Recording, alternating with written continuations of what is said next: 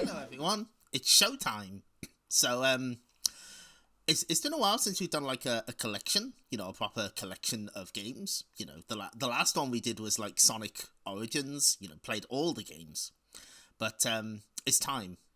I've been wanting to do this for quite a while, so I'm very proud to announce that we are looking at all of the Namco Museum games. Now, if you've been to my website, you might know that I've done a thing on this already. So here we go. There we go. There we are. It's Namco himself. There's also a QTQ cabinet and the crab robot thing from Ball Jacks, a Mega Drive game on the a Namco Mega Drive game that nobody's heard of. Anyway, so here's words that I've written about Namco Museum. I'm a big fan. Specifically, the PS1 era of Namco Museum. The modern ones aren't bad, but the problem is a problem of scale, because the Namco Museum games on PS1 did something very different. They're an actual museum. They are 3D spaces that you can explore. Hi, James Buck. No, this isn't Milton Keynes Park and Ride. Sorry. That's a couple streets down. Anyway, so on my completely legitimate PlayStation Portable, which definitely isn't a PS TV.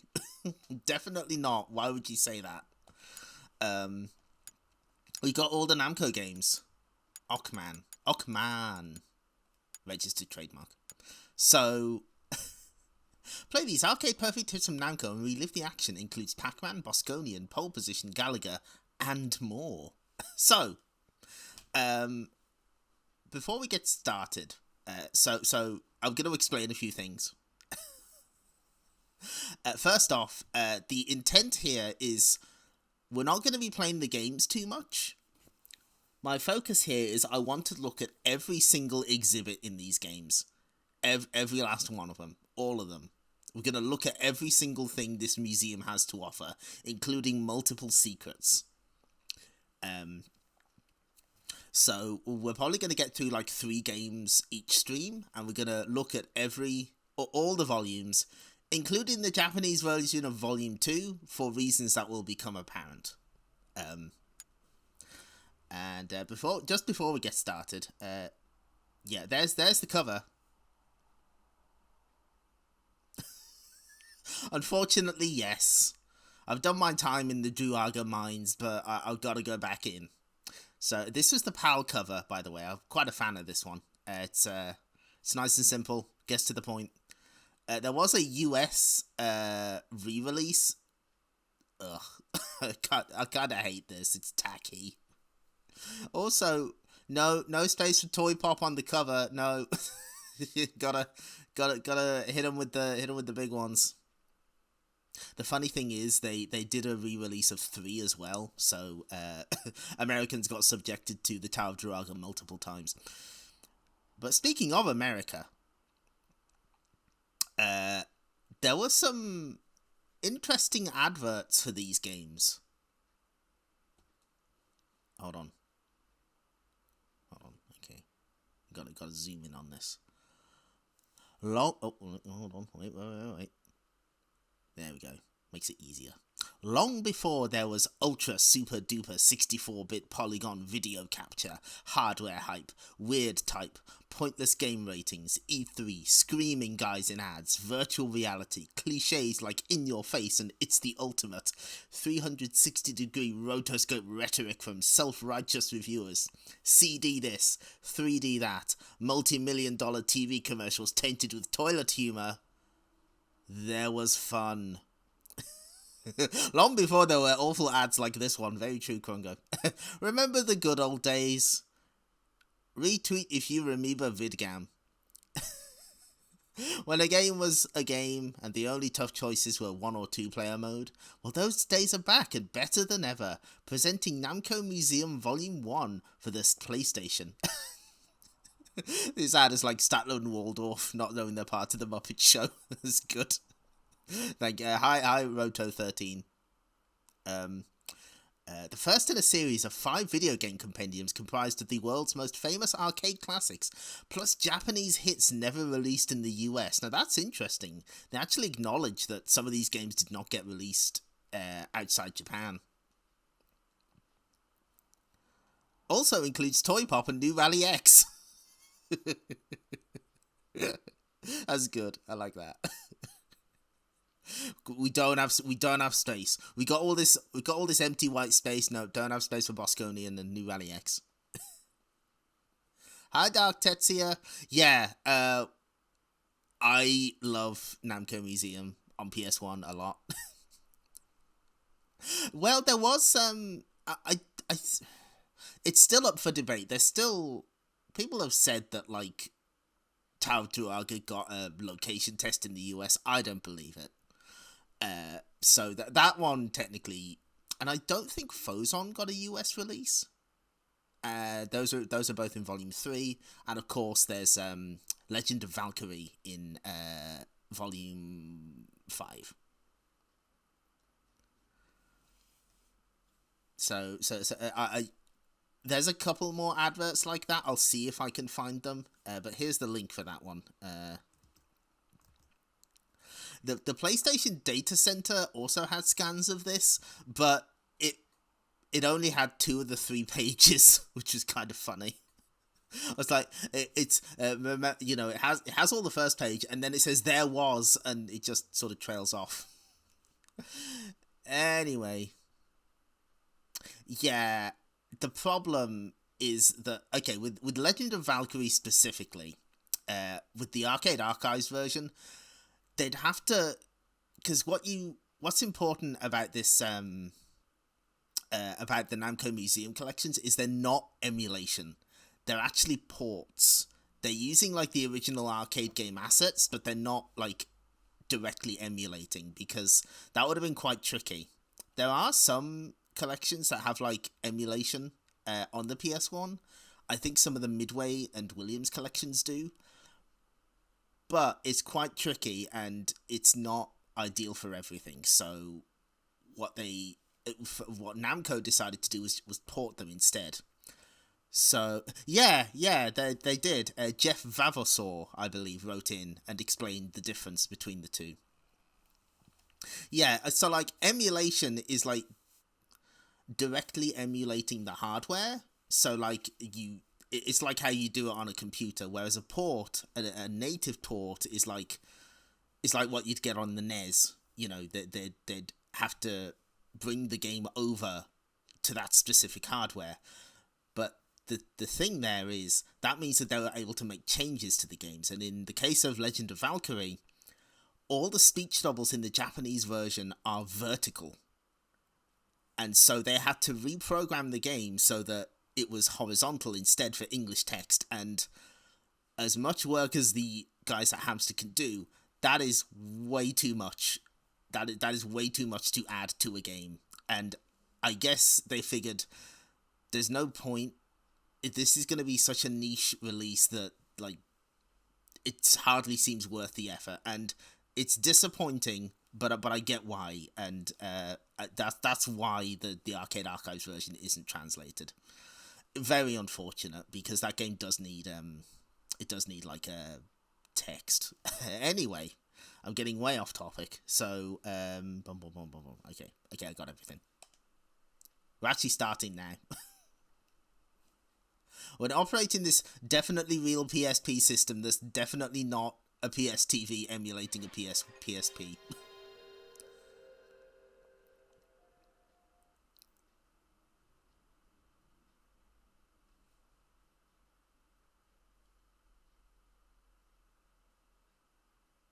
Anyway, we get FMV intro. Also Marvel Land. we all know Marvel Land's not coming out in English.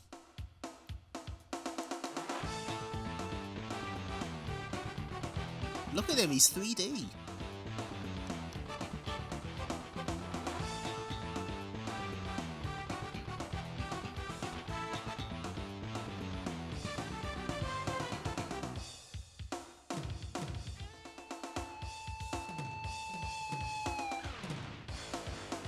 Look at him go.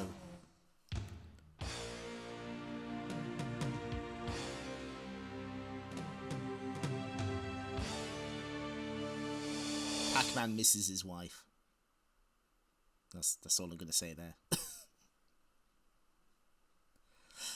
I actually unlocked the the standalone playable Starblade in whatchamacallit,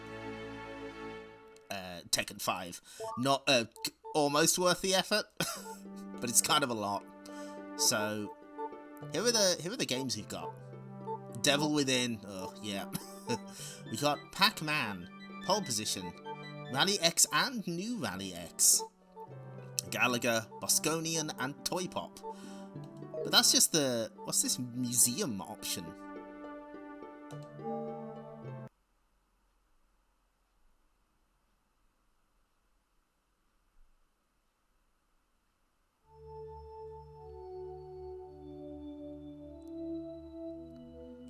Oh, what's this? Oh, hello. Thank you for following, Dark Tetsuya. Welcome. Oh, hello. Now. Oh boy.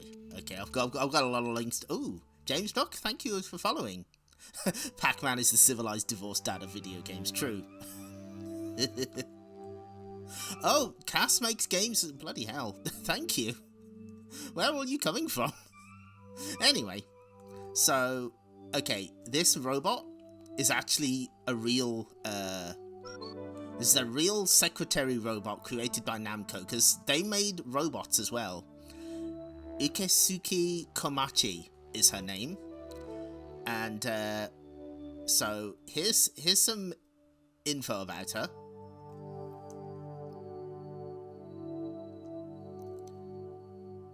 She's been with Namco for like 30 years or something.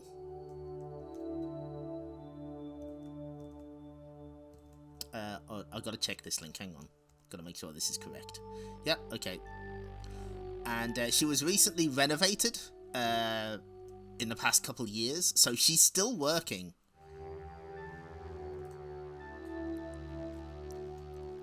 Here's a video of her right now.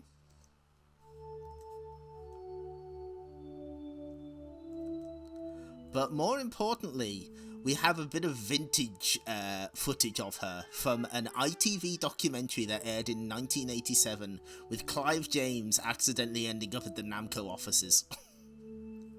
He thinks it's a TV company of some kind. The time code you want is 1936 for that.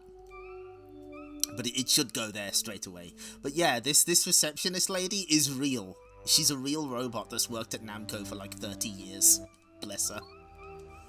Welcome to the Namco Museum. There are 7 games exhibited in the museum. Register your name? Yes.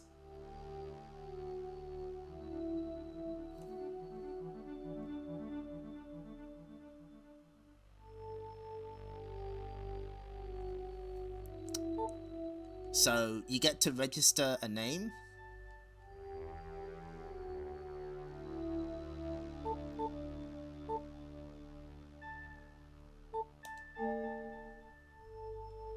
So when you register your name, you get to it saves all of your records in the games, and it gets pretty, like, there's a lot of stats that are tracked in all of these games. So let's begin. We've got 8 different rooms. Well, no, 1, 2, 3, 4, 5, 6, 7 different rooms. Namco Museum Sound and Data Room. Yeah, this is... yeah, Dig Dug is the Kirk Van Houten of divorced dads.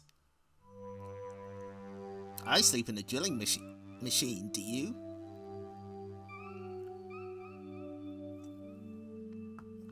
So, this is going to be a significantly more relaxed stream than you might be used to. If you want to fall asleep in this ambience, that's fine. I wouldn't blame you. But let's start our journey by starting with the oldest game here. Pac-Man? Never heard of it. This must be one of these underground games I've heard so much about. So, bear in mind... Yeah, Pac-Man is in the corner at all times, and he's just happy to be here. He is absolutely thrilled to be with you. Drill house, good. How's the sound, by the way? So what our objective is, we're going to look at everything in this museum.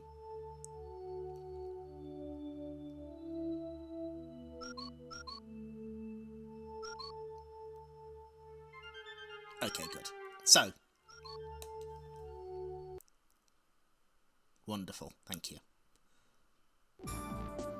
Hi, Jeremy. We're in the Namco Museum. Pac-Man promo not available. Given away years ago in Japan. 2 coasters of cork. Power food was called power pellets in English. Drill house. So, not all of these can be examined. But some of this stuff is, like, really weird. Like, you would not expect them to dig this stuff out. Like, there's like a load of promotional items. Towel, no longer available. Promotional item for Game Center. There are probably like photos of some of these online. The one I love is in Volume 4. They have a remix of the whatchamacallit, Libble Rabble theme. I've always liked that one. Notebook, out of print. Sold years ago at Japan game centers in Japan. Why is Pac-Man in a car? The problem with making like a modern Namco Museum is just the scale of the thing, because there'd be an expectation of having so many games that I don't think you'd be able to keep the quality up and, you know, do something like this again. Oh yeah, the pop card. It had tips printed inside, tips capitalized. A pop card is like a card that stands up on top of an arcade cabinet.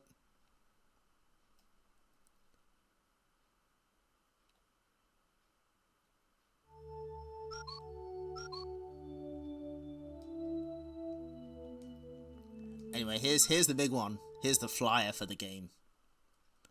Now, originally I was like, oh great, this saves me a lot of trouble. I don't have to grab scans of the you know, I don't have to grab scans of the flyers at all. I can just show the ones in game. Unfortunately, it's all Japan only stuff. Of course, famously he was called Pac-Man in Japan.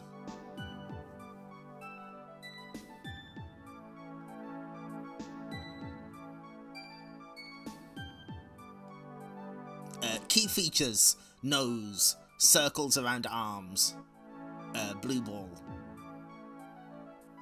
nose.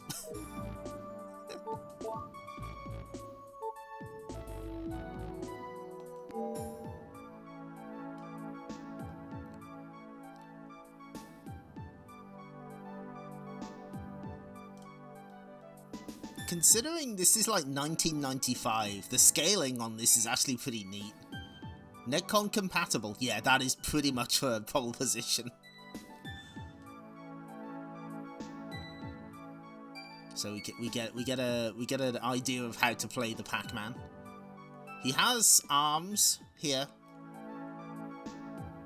Yes, that is the famous story. You can scratch through the P to make a rude word. Also, if you mash the buttons, you can make him run faster. Playing Toy Pop with the Negcon, that's how it's done. Ooh, t-shirts. Hi, Orange Right.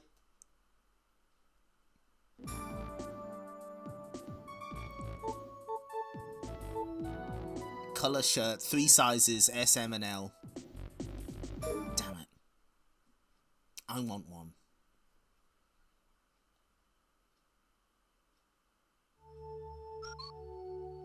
So what else we got here? Oh, by the way, we can run.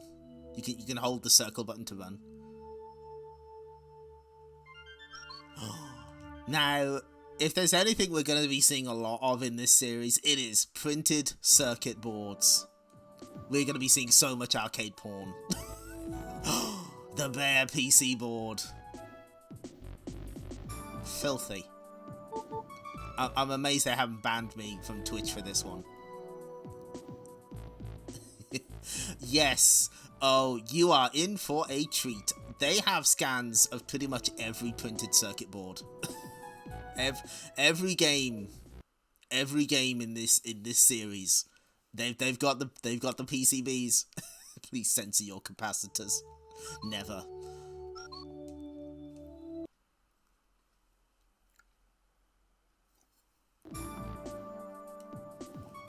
Top display. It was attached to the top of the cabinet. Glass sheet with Pac-Man drawings. Well, have you seen those drawings? Don't worry. I like how expressive Pac-Man has always been. Like even in this very first game, he's got a lot of different expressions in the official artwork. It's cute.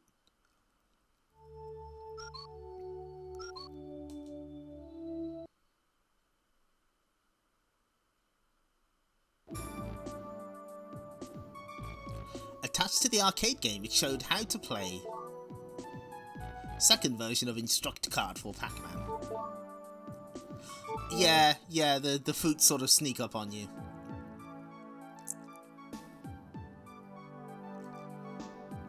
So obviously they're explaining like the power pellet, but also the maze, the wraparound. 2 players for 200 yen. What a steal!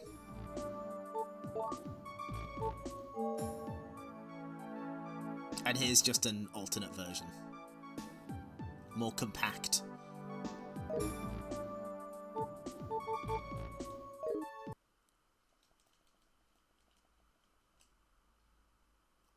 The loading times are pretty rough on real hardware. I think they're slightly better here.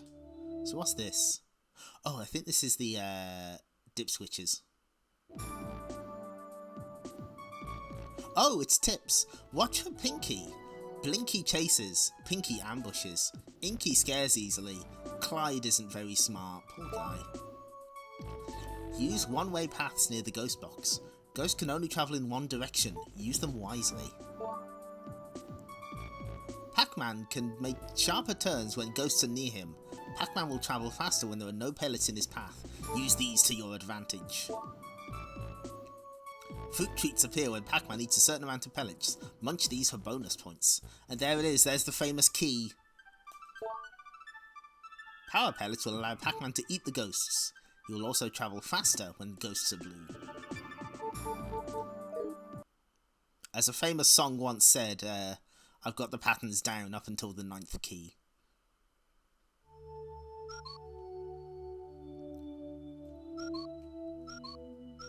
So so that was tips, but we also have how to play from Professor Pac-Man. Not that Professor Pac-Man, different one. Hi, Cac. We're just getting started, really. Eat the dots and dodge the ghosts. When all the dots have been eaten, you will go to the next level. Pac-Man was released in 1980 and it quickly became a worldwide hit. It has had unique episodes, intermissions, and game developers had varying opinions on it. In one of the exhibits, Pac-Man is referred to as Puck-Man, but that was a development title. I'm not sure what that means. No, there's no, varying opinions are like that. That's cute. Oh, that's right. What this does have is it has unused graphics available to view. Character slideshow. There's Blinky. Look at him go. There's Inky. Pinky. Clyde.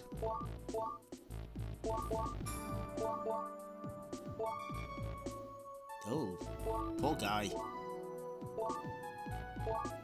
Naked. Oh shit. Are we allowed to show this? Shut Pac.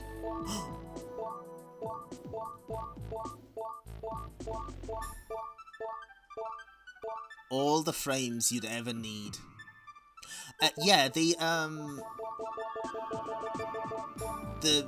ghosts. That's part of like one of the coffee break sequences. But we don't know what's underneath the ghosts. I guess that is. It's kind of strange.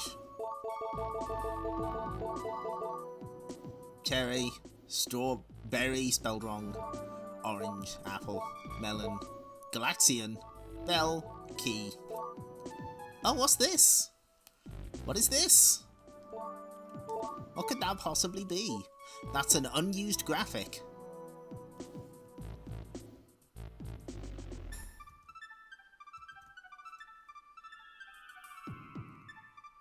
Now, if you want all the information you could ever need about Pac-Man, there is the Pac-Man dossier, which has, like, detailed instructions and information about how the ghosts act. They have very specific patterns that they adhere to. Oh, well, look at this. So each game has its own room like this. Now at the start of the museum series, they are very basic. We can't go in the house. We can only look around. Yeah, okay, that's a little outdated. Yeah, we will explore his house in a later volume of the series.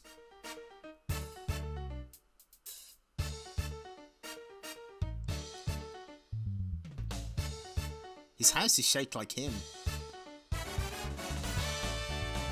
So this is very basic, but you know, this is where it starts. The rooms get a lot more elaborate as we go on.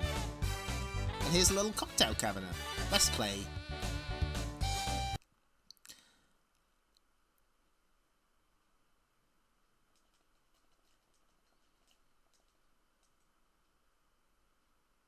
So that glass border, the bezel, I think it's called. Ooh, this was before Pac-Man World for sure. Inky. Pokey is Clyde.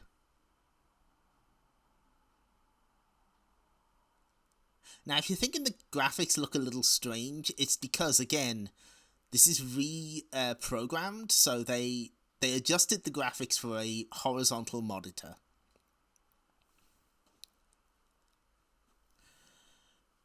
There is an option to play vertically, which comes with a grave warning. Yeah, the font's a little different as well, but if you change it to vertical, it does go back to the original font. So now my intention here is we're only going to play one credit of these games, because we're mostly here for the museum content. But we will play 2 credits in this for a specific reason.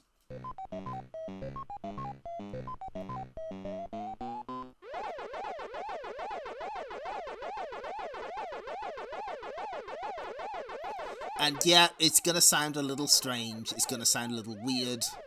Oh fuck. Oh jeez. Oh boy. By the way, I'm hot dog shit at Pac-Man.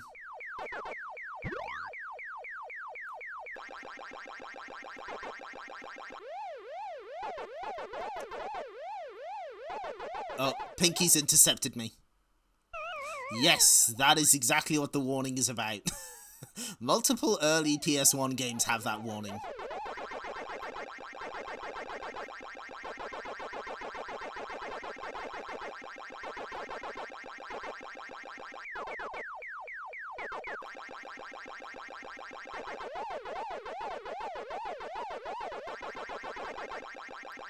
So yeah, these early ones in particular, the games are going to look and sound a bit strange.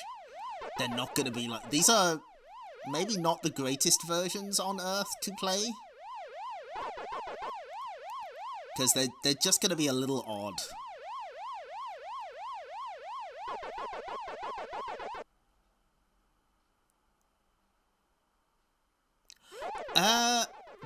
Does it?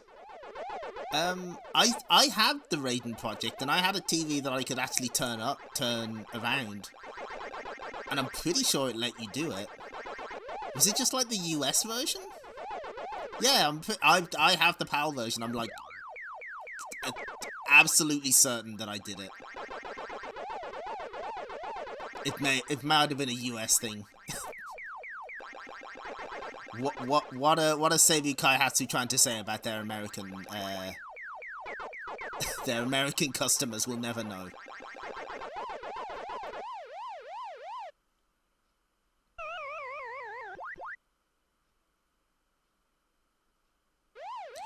It wasn't really a rotatable TV. It was a TV that I could rotate that actually worked and didn't break. I tried it very sheepishly with Ikaruga, and I was like, oh, it works.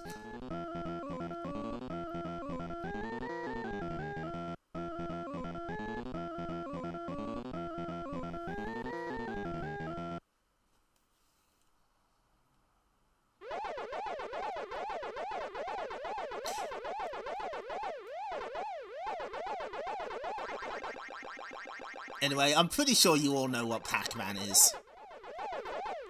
Man, I'm gonna have to...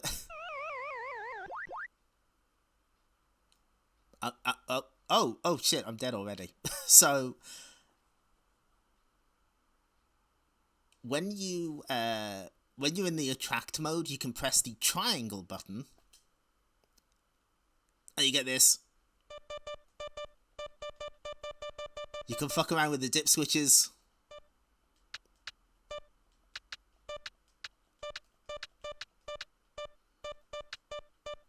So these are like accurate. These are, except this one. This one's different.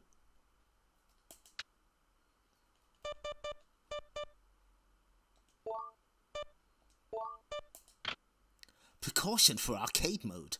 The arcade vert mode can be played by setting a horizontal monitor in the vert position. This could cause the monitor to fail, or cause an injury, or monitor damage. Be careful. And if you're playing on a Negcon, there's your buttons.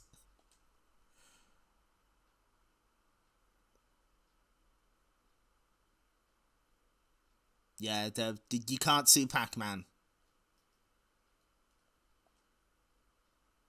So yeah, as you can see, the font's back to normal. Nacon percent. Obviously, that's only here for pole position.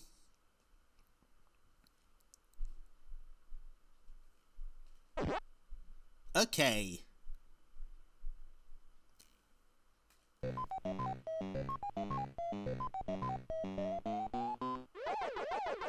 So if you want, you can play Pac-Man vertically as a horizontal game. The game lets you rotate the controls, which is quite nice. Although this does feel a little strange, I won't lie. Whoop.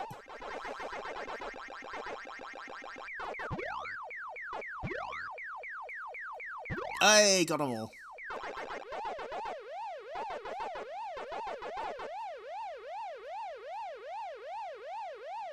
Oh, okay.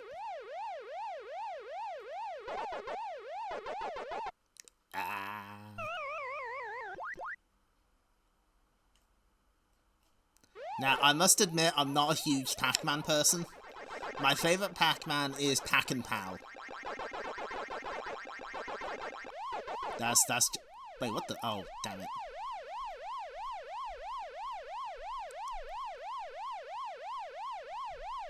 Whoa. Smooth. Yeah, you gotta...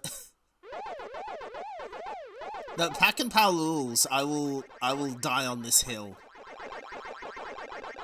I'm also kind of twisted. I think Baby Pac-Man's pretty interesting. Not necessarily good, but it's interesting. Uh, which Pac-Man 2? Do you mean the New Adventures? That game seems like unlearnable. Hi, X-Keeper. You heard of this? You heard of this Pac-Man? Pretty big video game.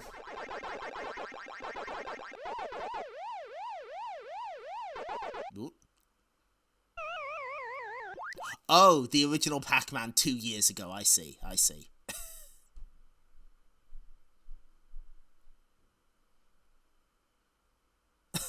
you're lying down to follow the stream, Kel. So we can switch that off. So yeah, the menus are a little basic, and unfortunately you can't open the menus mid-game. You have to wait until your game is over. That's something that they will fix. But for now, oh, there is one more thing we can do. Hang on. Do not pull memory card out until done.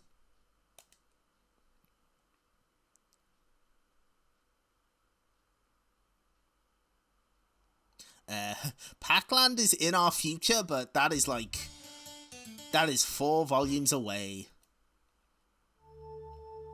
So one thing I wanted to do was, I thought that like my job would be way easier. Because I was like, oh, I don't have to grab like scans of the flyers or whatever. Problem is they are the Japanese ones. So what I can do is I can bring it up here. Let's see what the US got.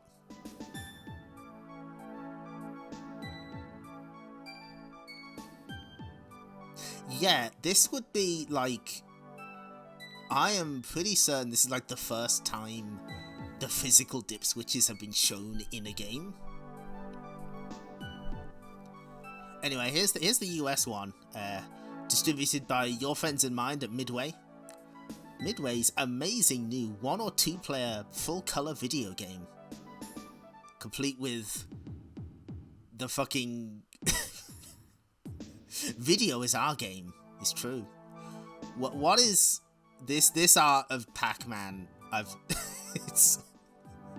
It doesn't even look like him. Who drew this? Oh, that's Pac-Man. I see. And yet they've got some of the Japanese art on the back. Mixed messages here.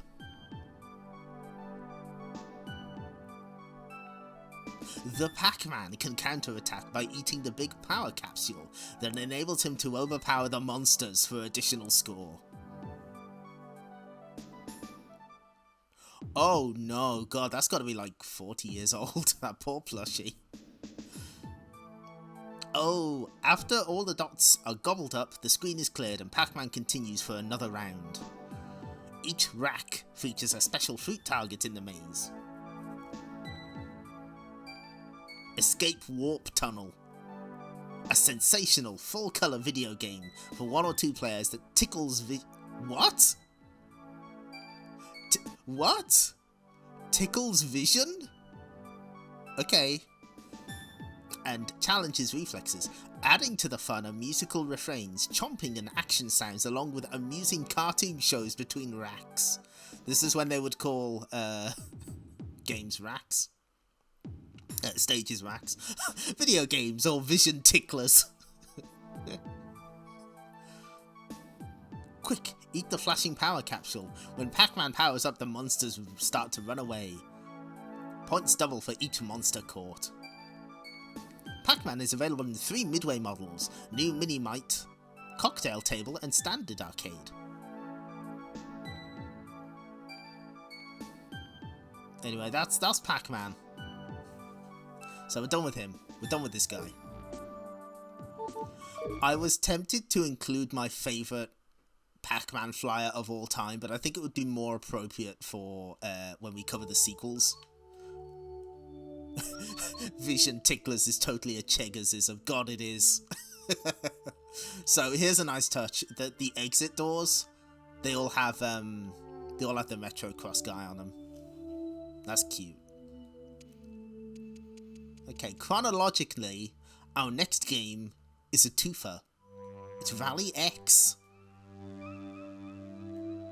Can you imagine an X Rally?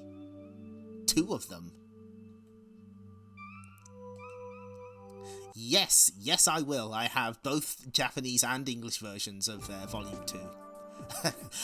You think I would forget the opportunity to to talk about QTQ? Absolutely not. A keychain with the map on it. So if you're at the arcade, just whip one of those out. Impress everyone. That's cute though. I like that.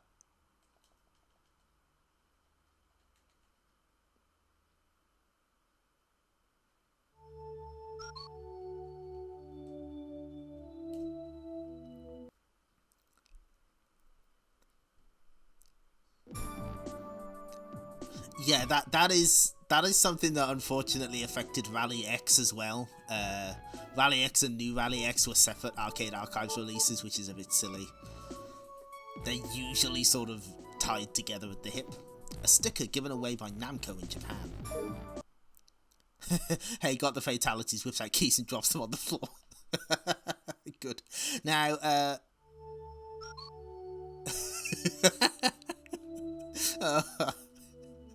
oh boy, okay. Oh, I think this is actually the maps. I want QTQ as a re-released.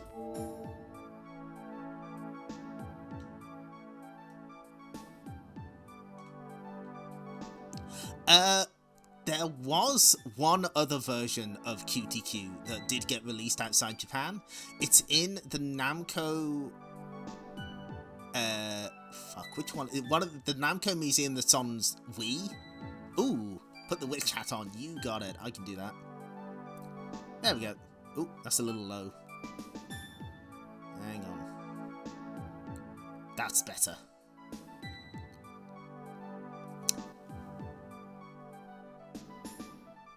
One of the ones on Wii also has Pac and Pal, making it the best collection. So before I forget, there is a very famous story about Rally X that it was shown at like an American arcade operators expo, and it was like said to be the best at show. Apparently that is complete bullshit. That is not true. It got just the same amount of attention as Pac-Man did. Man, they really want people to see these maps.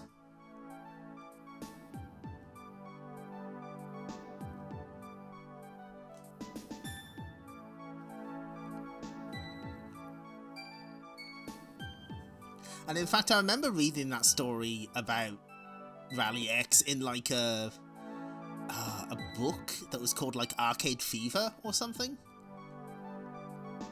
And so I was like, oh, well, it's in a book. It must be true. Anyway, there's the maps. Memorize them. There will be a test.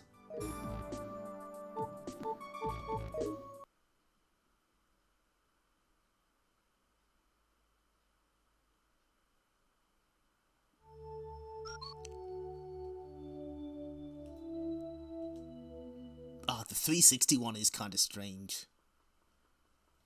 I have that one. Tips were printed inside. You can never see them.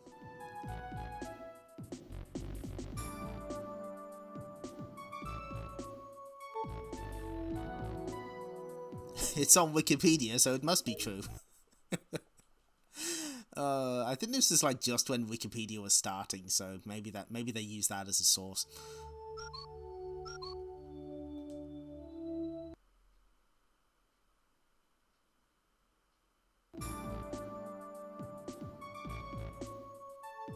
So, weirdly, the sales flyer that they've got for Japan is kind of disappointing.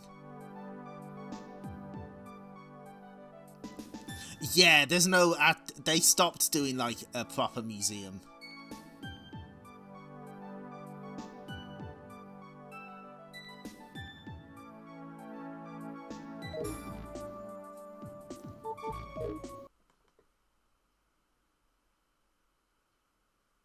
They use the same website the Polybius legend was created on.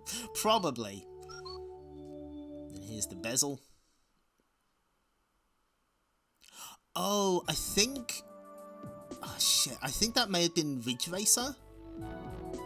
I know that the PSP Ridge Racer has Rally X as like a loading game. There's the top display.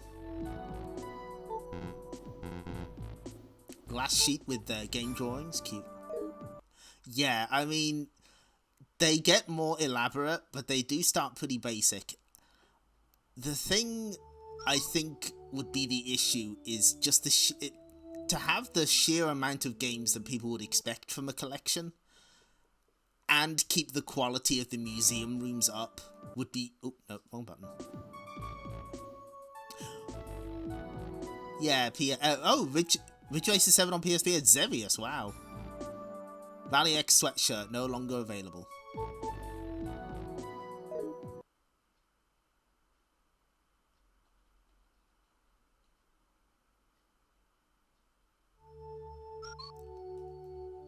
So let's read these in the right order this time, because I read the tips before how to play, learning to run before I walk. I like Rally X. Maybe a bit more difficult to get into than Pac-Man for some people, but I think it's cool. You got like a proper map, a radar. And of course, this is the first appearance of the special flag. The special flag is an item that appears in a lot of Namco games, usually offering an extra life, and it is also in Smash Brothers.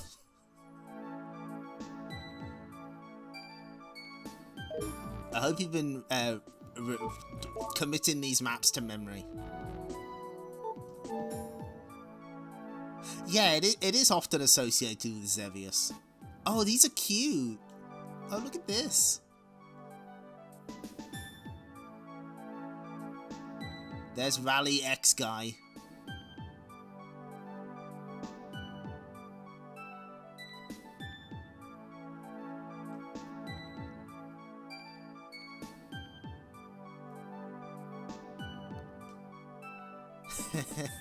He might be related. He might be like Mr. Yu's distant cousin.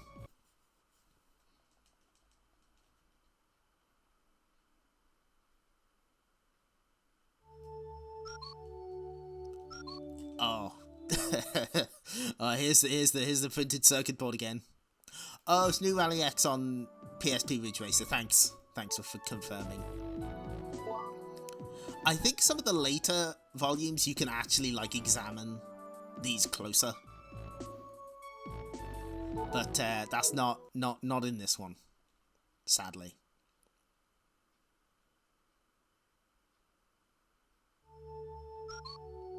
So here we go. How to play. How do we Pac-Man? Yeah, but it's so many pieces. You're gonna be sick of seeing PCBs by the end of this series. Collect all of the flags while avoiding enemies and rocks. Rally X was released in 1981.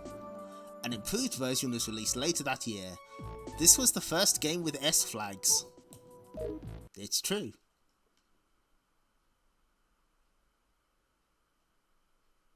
That's why this stream is called Special Flag, you see. So let's get some tips before we look at the sprites.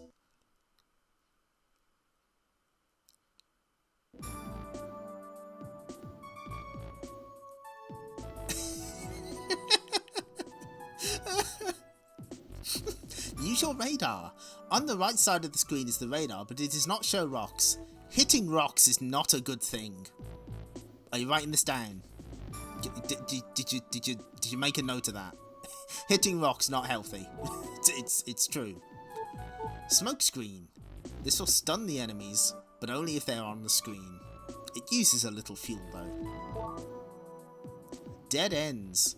These aren't on the radar, so watch out. Avoid red cars and dead ends. Avoid enemies. Do this from the start. Try to get the L and the S flags early.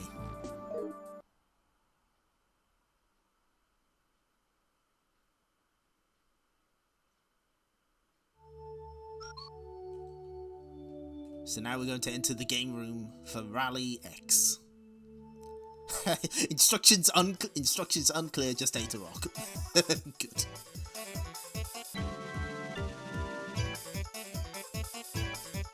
Oh, look at him go! Woof.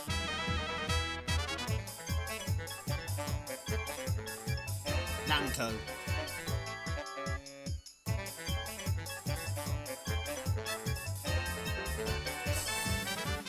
Chris would not have issues with rocks. He knows what to do. So this is new Rally X, but we gotta start with Rally X. Ooh, upright cabinet, nice.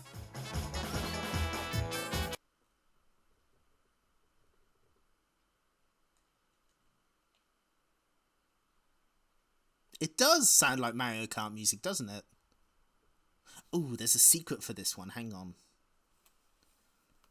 I gotta look at my own website because I wrote it down.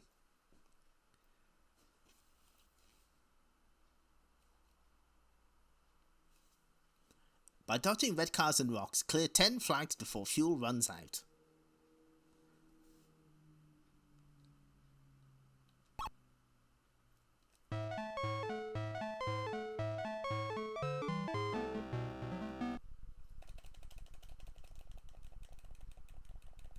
What's this cheat? Hang on. Mash the D-pad and press L1 and R1 repeatedly. Okay, I can do that.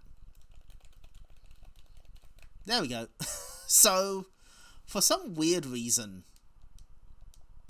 there's this... if you pause the game, mash the D-pad and mash the L and R buttons, you get this screen. I think it's because, like, I don't think the game originally had, like, dip switches or something. It's very strange. Also, yeah, I think part of the screen's cut off. That was my mistake. So yeah, the dip switches don't actually have, like, difficulty. So I guess they just added that for this version.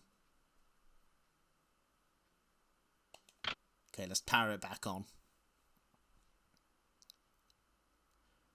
So here's a cute little touch. When this screen is on, you can actually adjust it yourself.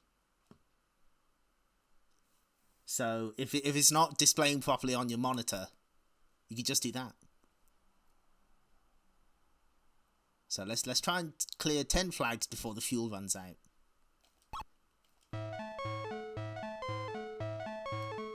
And yes, omake is Japanese for bonus.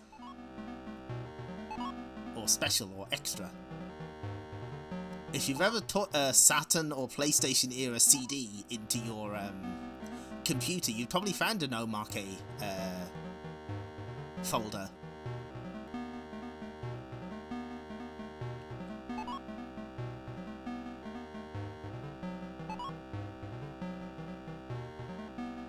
Whoop. So you only have so much fuel.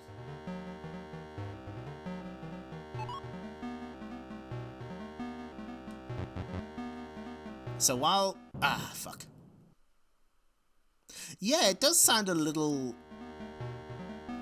It doesn't feel like a pleasant Sunday drive. Bang.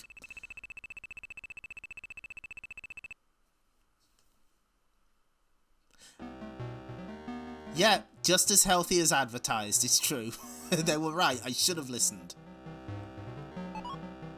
Now, if we get the special flag first, all our points for grabbing flags are doubled, but you have to find it. And it's not marked on the map, so...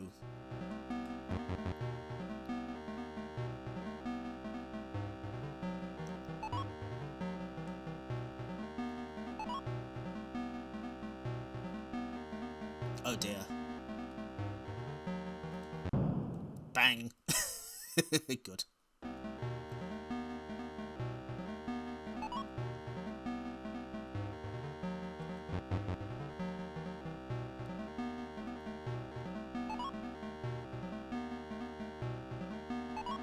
Did they crash into each other? Damn. Oh, damn. They're not doing very well at all. Oh, fuck.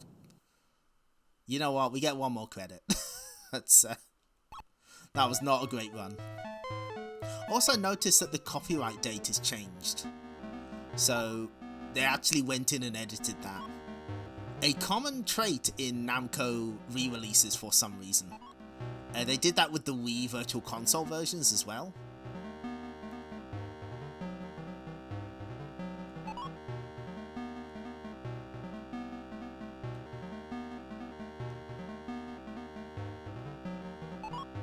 So yeah, this is like a little less intuitive than Pac-Man, I would say.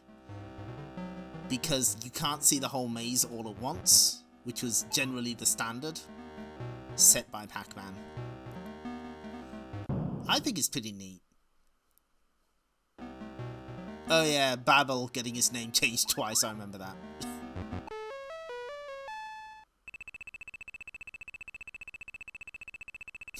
Copyright BNEI. Yeah, I know about that.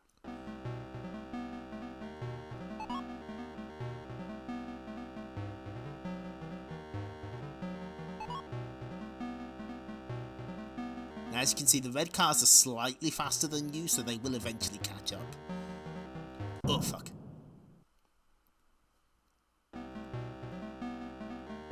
I at least want to get to the challenging stage. I think that's in this version.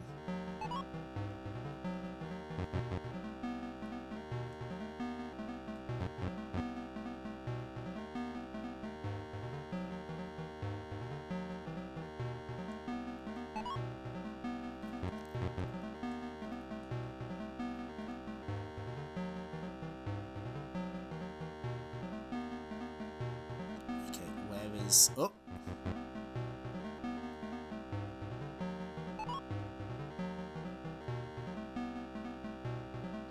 Okay. It's funny to watch them spin out on the rocks as well. Oh, fuck.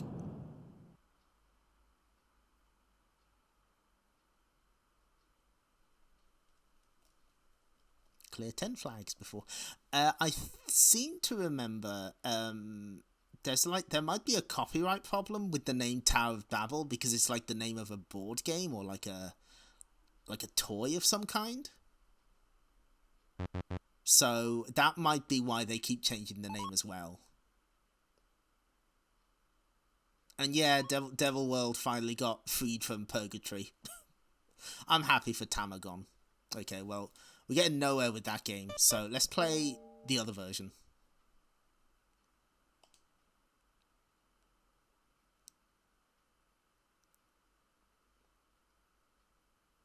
Yeah, America got... I've told this already, but I'm telling it again. Literally hours after I streamed Castlevania Legends and beat it so that I never have to play it again, they added Castlevania Legends to Nintendo Switch Online alongside Devil World and Mysterious Murasame Castle. My brother phoned me and said they added Legends to the the Switch thing. I was like, no, fuck off. You're having me on. But they did. Yes, so we've moved on to New Rally X. It's new, exciting. New Rally X, cast, my car, red car, checkpoint, special checkpoint, lucky checkpoint, rock, danger, smokescreen. Yeah, they did. Multiple people informed me, and I was so mad. I was like, no, I'm done with this. I don't want to do this again. Yeah, that is part of it. It's not in the Castlevania collection, but also Nintendo and Konami just chose violence. That's what I think. Exciting, new. Rally X.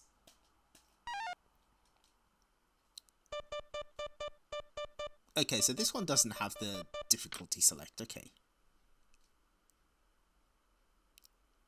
Yeah, that's something that I've mentioned. Like, these are new ports, and some of them do feel very strange. I think they get better as the series goes along. I have been informed that like Wonder Momo in particular, like the timing is wrong on a lot of stuff, so you can't use patterns from the original arcade. That's all the way in Encore. We've got a long way to go before we get there.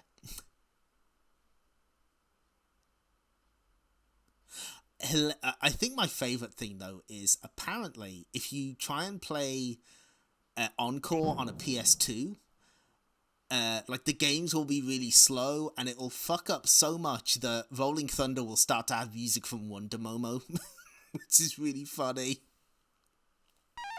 Anyway, let's...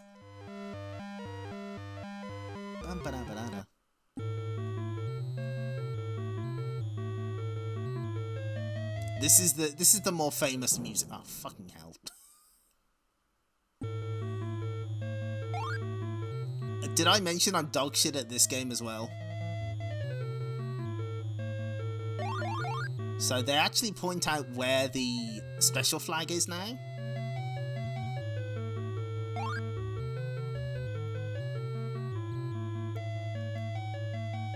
But not the lucky flag.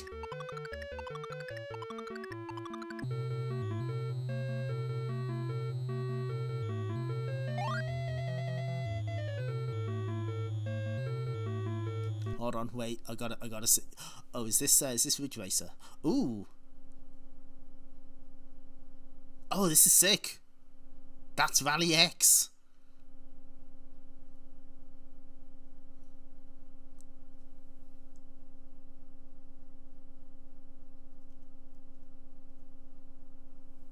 Oh, this song goes in. Okay, I'm gonna have to listen to that later. Thank you. Yeah, BB Car has already been mentioned. I'm not actually familiar with that one. Okay, thanks for stopping by, James Buck. I hope you enjoyed yourself.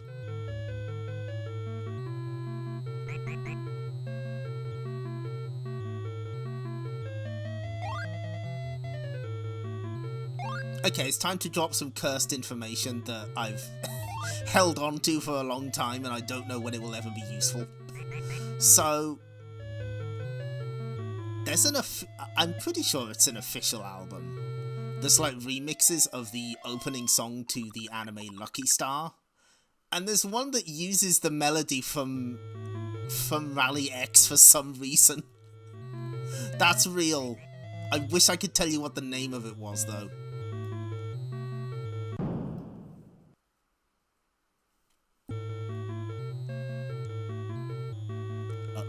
Oh, fucking God, I'm really bad at this. Okay, one more try. I like Rally X. Oh, if only I wasn't such dog shit at it. Can you imagine being good at video games? Sounds fake.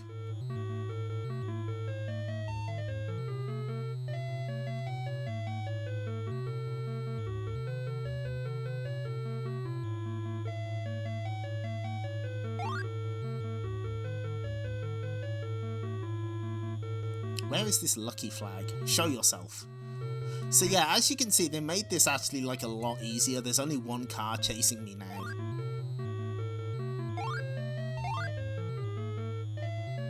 In the original, they started at 2. They started at 3, instantly went to 4.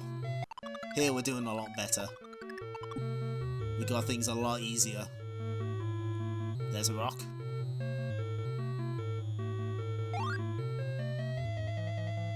Ooh.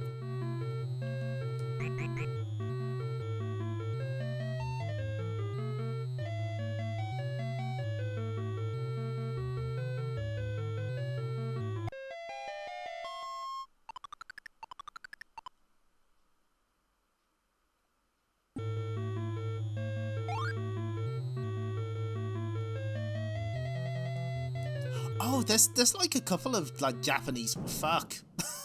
There's at least one Japanese remix of the Cheetah Men theme. I'm pretty sure. See, if you get the lucky flag really early, you get a shit ton of points.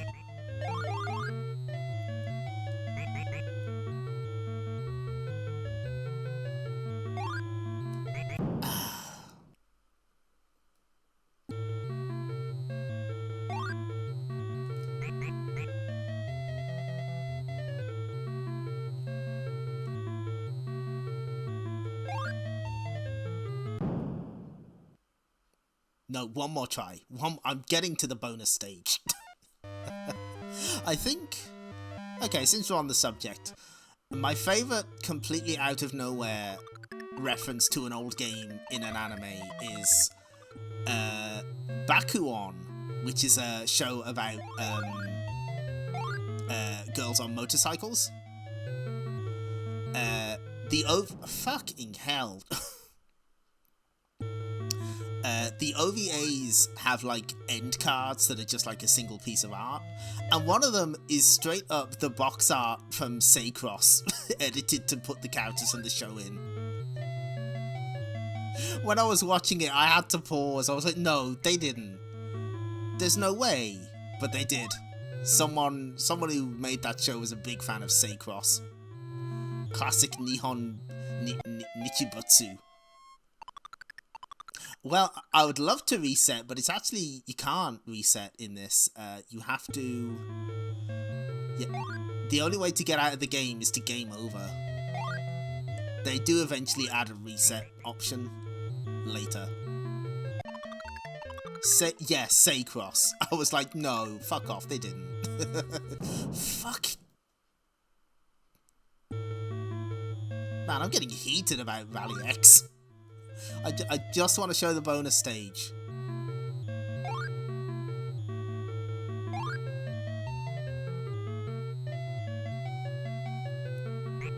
I do like it when the rival cars crash into each other. Like it's like it's an arcade version of the Three Stooges. Moving child ahead.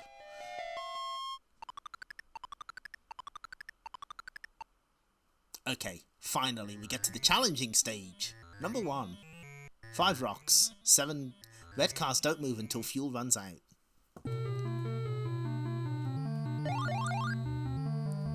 Notice that the game is significantly faster now.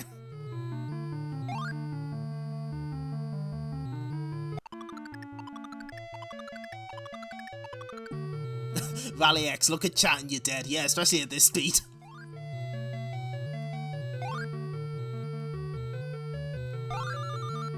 Oh hey, we got an extra life. Extend play.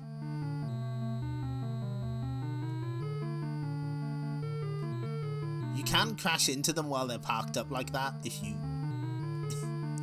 you're especially clumsy.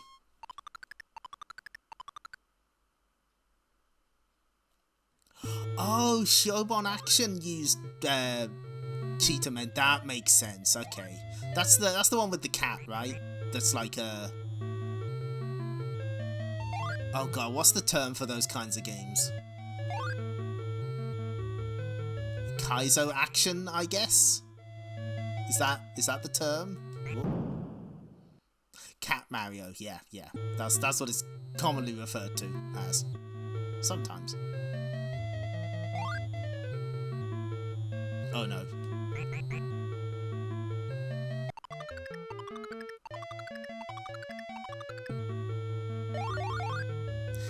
Yeah, stuff like Uryi's Action and I Wanna Be the Guy. Action platformers with a focus on making the player mad, I guess, with like traps you can't see coming. I might be getting that mixed up with something else. Hell platformer. You did it! The high score of the day. Go for the world record now. Now? But I'm kind of streaming. But, you know, I appreciate the enthusiasm though. I want to be. I want to be a likes. Yeah, there we go. That's the genre. I assume that is correct. Anyway, that is Rally X and New Rally X.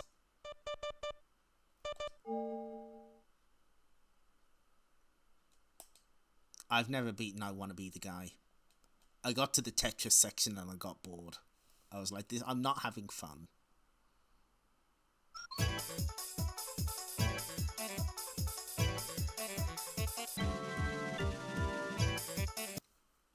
Anyway, before we move on to the final game we're looking at tonight.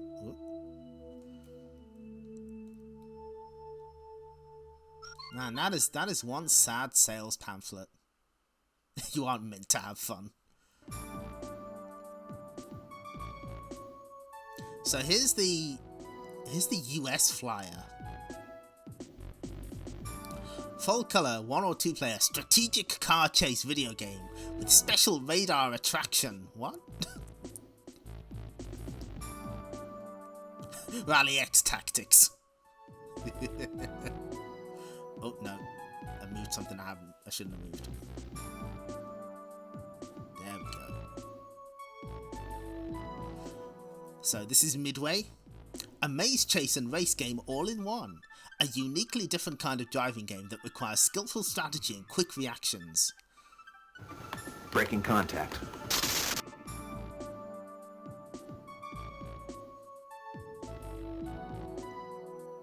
Pictured a true rally head. Rally X is an exciting 1 or 2 player game with a full colour video playfield, a radar screen that reveals positions of cars and checkpoints, plus fuel gauge indicator. But what is this mini-mite type? Interesting. Don't get wrecked! Don't crash into rocks. Okay, well, the brake button was redeemed, so we'll be right back.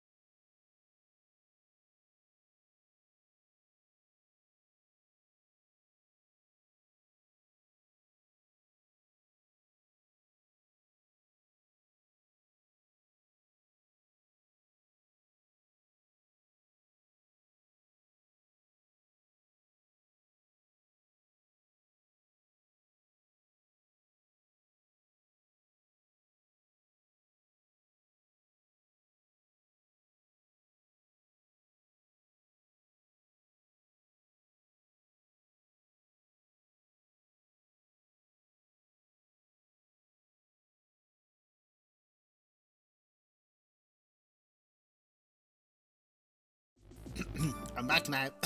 I am glad to see Gore. You remember Gore? He's back in emote form. Okay, I was a little late because I had to find something. Here's the album that Lucky Star remix that has the has the Rally X melody in it, and here it is on YouTube. If you listen to it and get it stuck in your head, it's your own fault.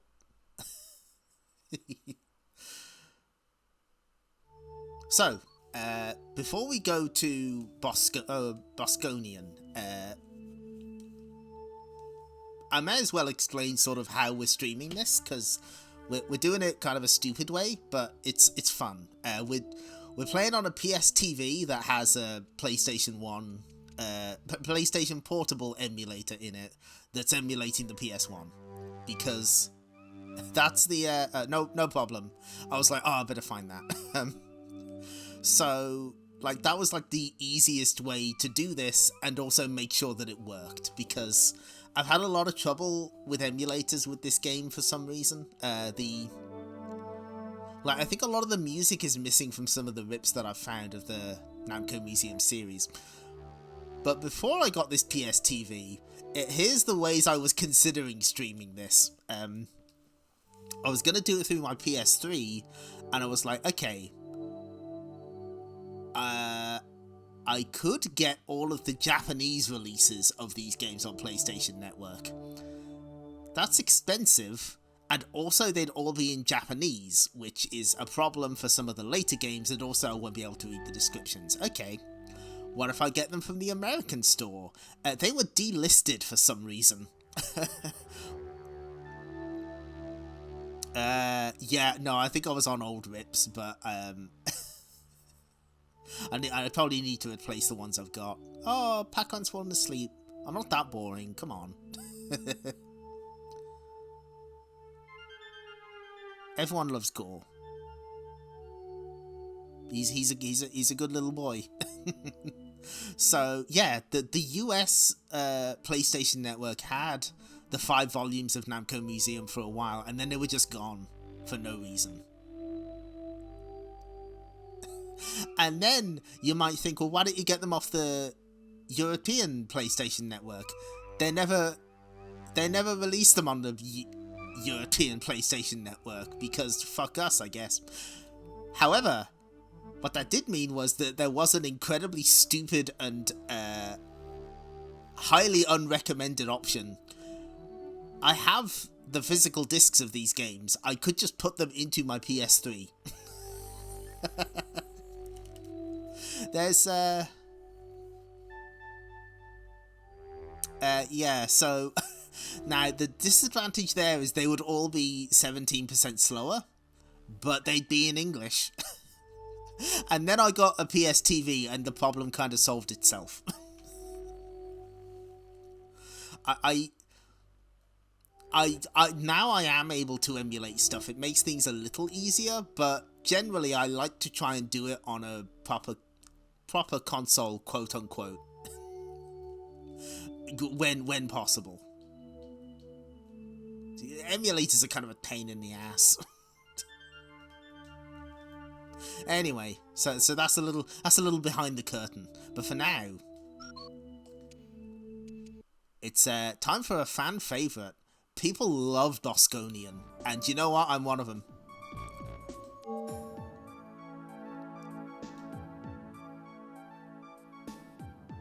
Look at that logo. Condition red. So you got all the info you'd ever need on how to play Bosconian right here.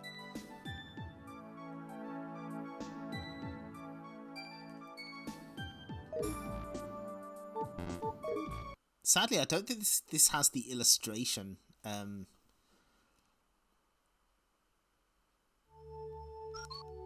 Or maybe it has it later. But here's the Midway flyer for comparison. Condition red. Fast action for 1 or 2 players. Full color video game with voice commands.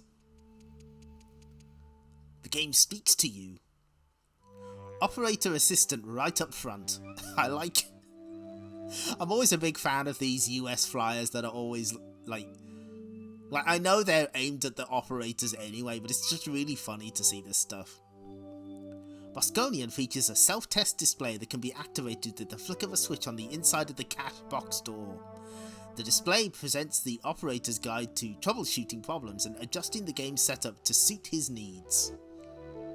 If all is well, RAM and ROM appear okay.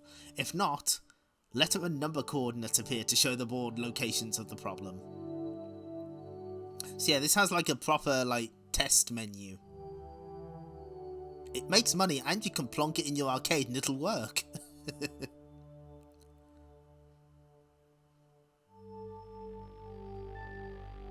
No info on the actual game on this one. It's just...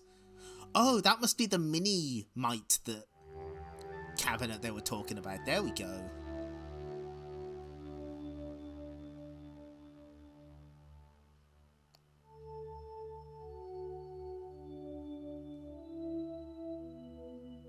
So there you go. There's the American flyer.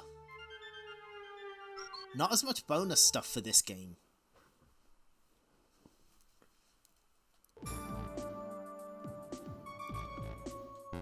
So there's your marquee. Oh, and it's the bezel is like the space stations you have to destroy. That's cute.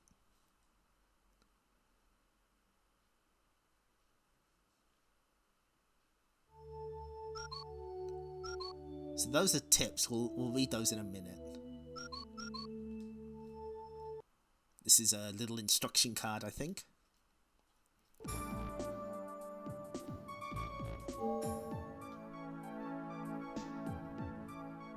Yep, this is just telling us how to play. We have to shoot the center of these installations deep in space.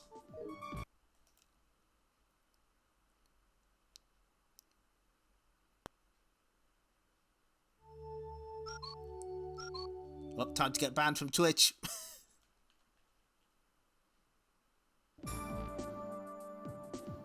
Oh, it's beautiful. There it is. There's the printed circuit board. How do they keep letting me get away with this?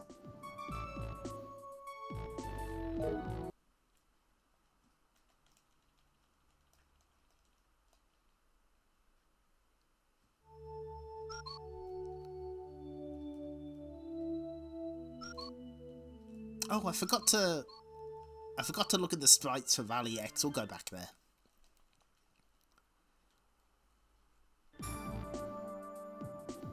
Your goal is to destroy the bases so you can go to the next round.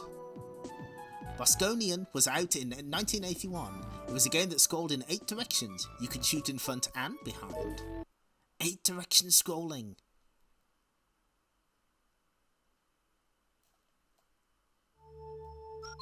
Can you imagine?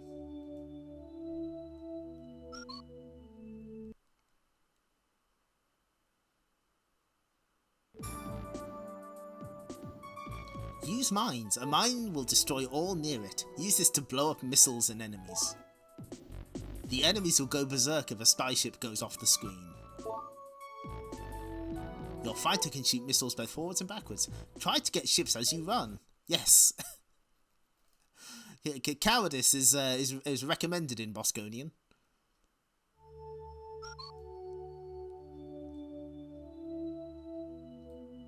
Let's get a better idea of what we're dealing with.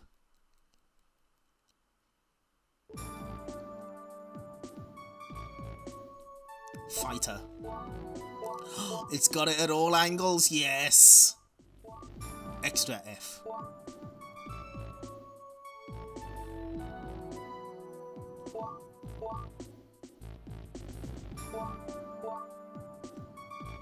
These are names.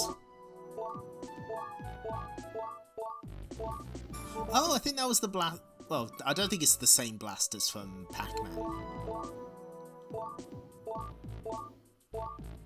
Oh, this is interesting. So this is your ship blowing up. But notice that it looks completely different from the actual ship design. Why would that be, I wonder? What ship does this vaguely resemble? It looks from... I can't quite place it. No. No, no, no. So I've totally lost it.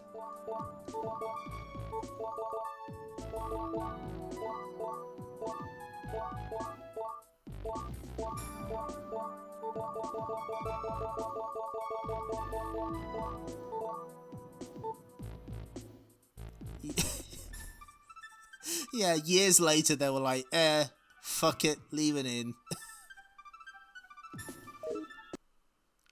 What's Star Trek gonna do? Sue us? Anyway, it's time to enter the Bosconian room. Hi, K-Price. Ooh, check it out. We're in space. There's the ship. There's the enemy starbase.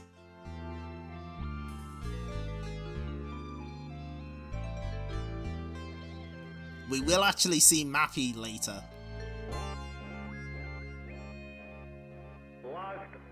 Anyway, we're hanging out here because the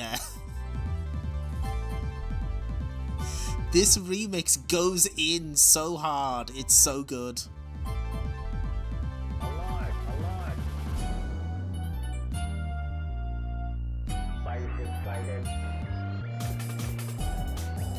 Even Pac-Man's grooving. Look at him go.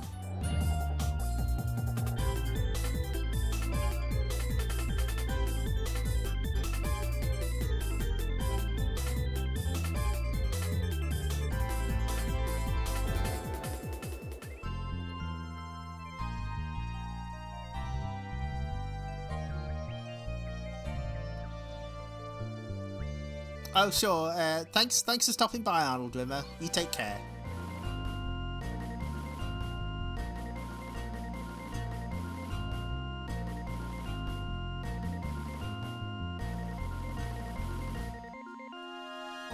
Thanks for following Fabs Oneko. Fabs Neko, sorry.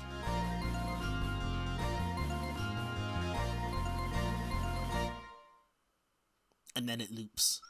There's a lot of excellent remixes in Namco Museum. That's one of my favourites. The other is Dragon Buster, which is in Volume 2. Anyway, it's time for me to get my ass kicked at Bosconian.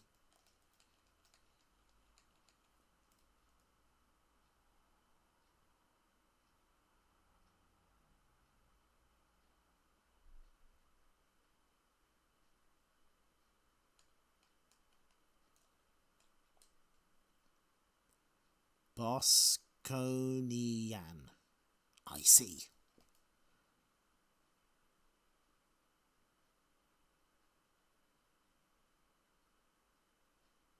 Star Destroyer. Wait, isn't that a copyrighted name? Yeah, probably nothing. Score table.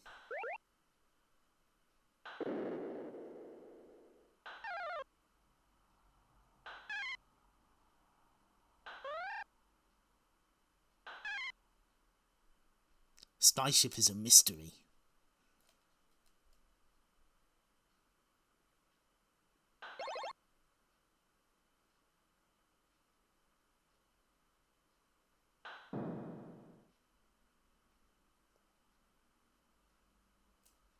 So this is kind of like Rally X in space, except it controls a lot better. Alert! Alert.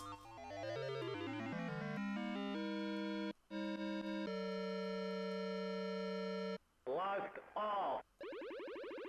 Just like they said, real voice commands.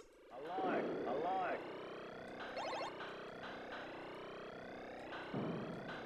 So you have to hunt down the giant space installations.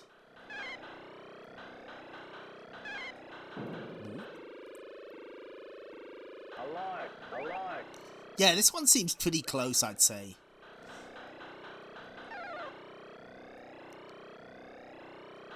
Ah, fuck. Lost all! Although this is also one that didn't receive as many ports. I think there was hold on. There's one on like X68000 with Yuzo Koshiro music, I think. Lost all. But like there were no contemporary console ports. Alive. Although I've just learned there's a C64 version, so microcomputers got it. Alive.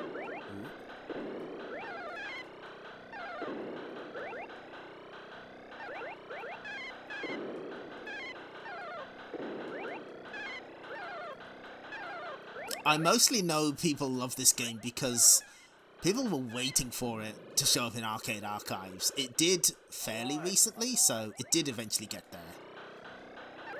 Battle station. Oh, formation attack! Oh, they got me. Lost all.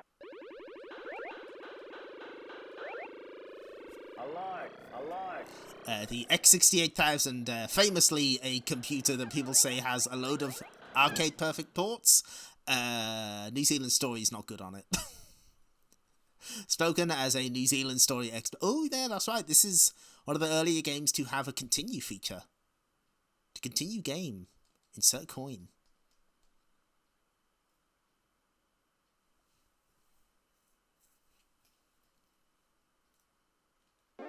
But we'll start a clean credit.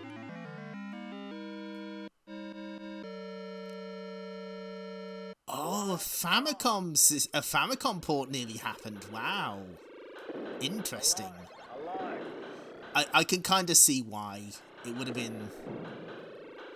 Like, Pac-Man and Galaxian are one thing, but those games are also, like, ultra popular. This was Alive. not as popular. I don't want to say definitively.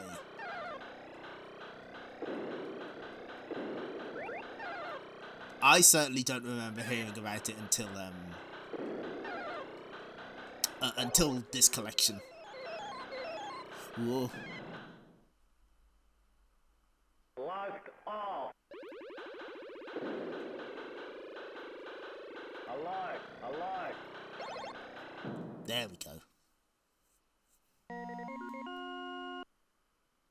Lost all. Alive. Yeah, I imagine, like, games of sort of this vintage wouldn't have really flown on the NES. Lost all. Oh, that makes a lot of sense that Time Pilot would have been inspired by this. Oh yeah, the early Thunder Force as well. So yeah, I imagine it probably made an impact more in Japan than overseas.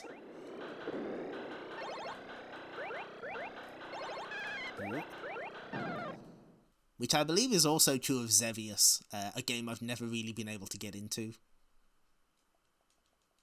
Okay, I want to at least get to round 3. I think I can do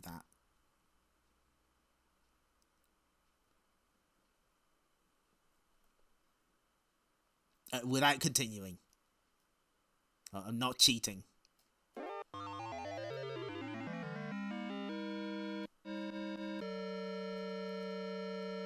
Lost all.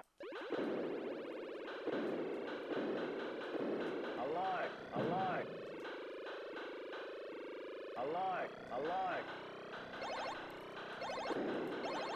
You can also chip away at the space stations piece by piece, which is really cool. Alive. But yeah, this is one of those Namco games of this era that's highly recommended. I really like this one. Yeah, the sound is kind of a problem in Xevious. It's Alive. how many notes long? One, Alive. like 8 notes long, repeated over and over and over. I imagine in a busy arcade you probably won't hear it that much, but yeah, it kind of gets a bit much. The condition is that's mostly affected by the spy ship, which we haven't seen yet.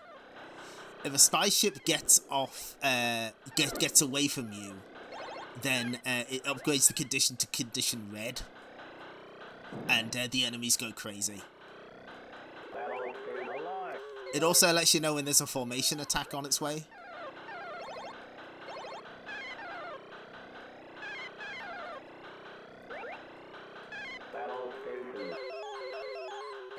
It also tells you what formation is heading your way.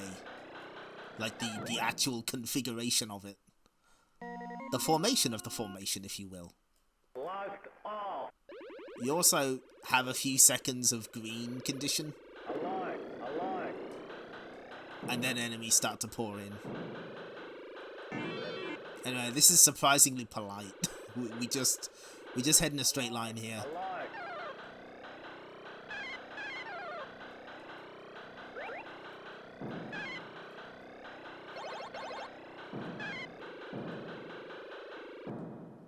I guess the layouts are random.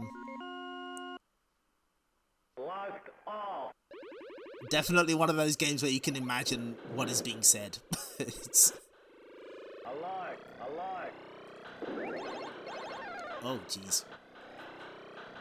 Oh, now they're firing giant missiles at us. Locked. Oh, the stages differ. Okay, interesting. Alive. Alive.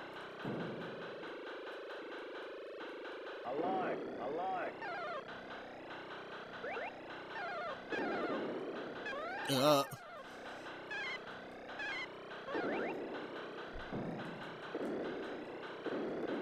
Alive. Alive. see that one we had to attack from the side. Slightly different design. You see. Locked off. Alive. Alive. Oh, that is one thing about these Namco Museum versions. You can't exactly tell what version they're all based on. Locked off. Alive. Alive. That's a lot of space mines. Yes! Alive. Alive.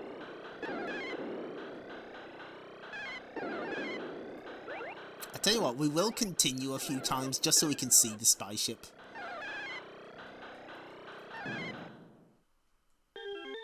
The high score of the day. Go for the space record now. That's cute. I will go for the space record. Jetpack will remember you.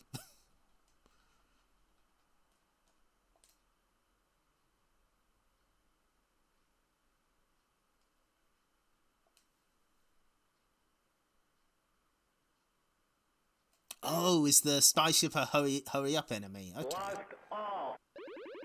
I can fuck about for a while. I can do that. Alive. Alive.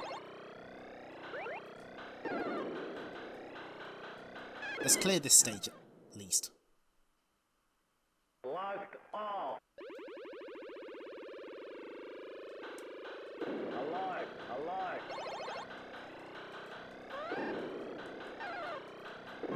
Ah, man. This game's hard. Locked off. Okay, let's fuck about for a bit. Alive. Alive.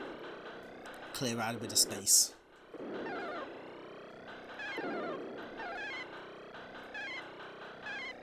Because there are unique voice clips for the spaceship stuff, so we do need to see it. Locked off. Alive. Alive.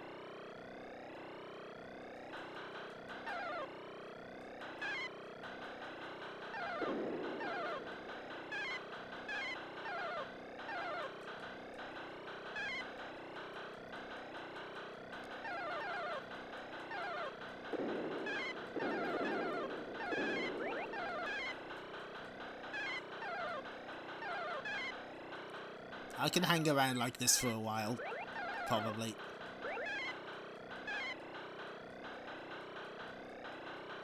Battle station. Okay, formation attack, but from where? Oh, you can see it on the map. Spaceship sighted. Oh, there it is. We shot it. Battle station. decided. So if we let this guy go off the screen... Condition red. Condition red. Condition red. Oh no! Condition red. Condition red. Oh no! Condition red. That's good. Lost all. He's just screaming at you. The condition is red. Alive. Did you know?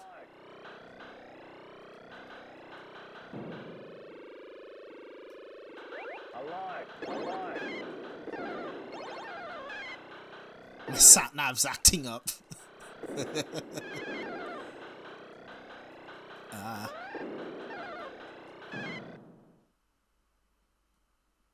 I feel we need to beat this stage now. I feel determined.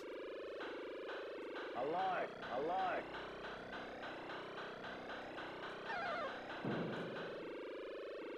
And Alive. I see. Once you destroy a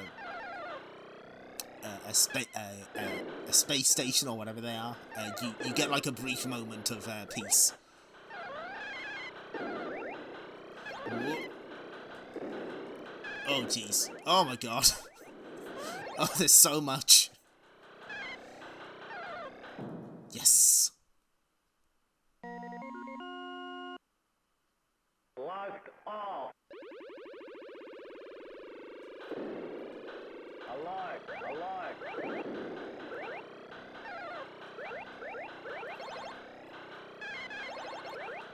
Oh, they are tightly packed here. Well, there's... I'm glad we got to show off Red Alert, though.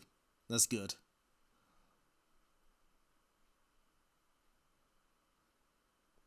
Highly recommend you try out Bosconian if you never have.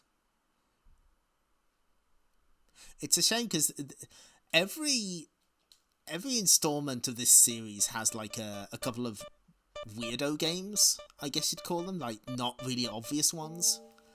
And it feels like Bosconian and Toy Pop are the ones that fit the bill here.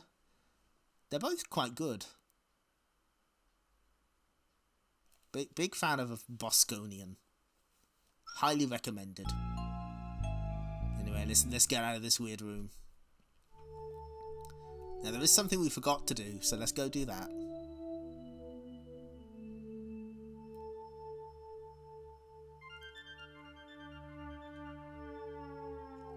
Rally X, there we go.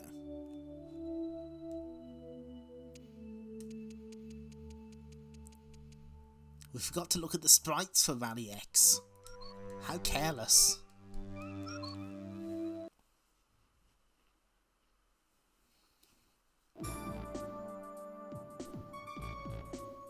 P-Car 1. And we get... Oh. I was hoping we'd get more... rotations of it. Wait, what's the difference? Oh, the white part is slightly different. I see, I understand. Tree. Flowers. More trees. Rock. Remember, running into rocks is not good. Bang. Smoke. Extra car. Flag.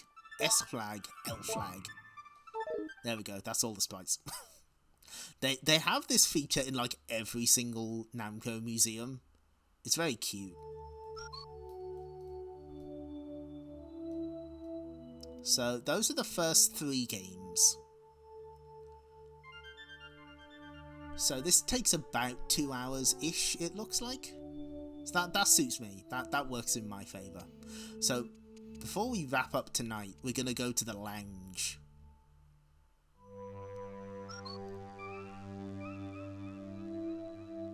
Now it's kind of small, but there's a little jukebox here. There's a bar. There's the staff list. There's a bunch of museum items here. So let's see. 1, 2, 3, 4. Okay, so here's what we're going to do. To close this stream out, we'll take a look at the NG magazine. But before that, let's just roll the staff roll. So that gives me a second to find something. We'll be back in a jiffy.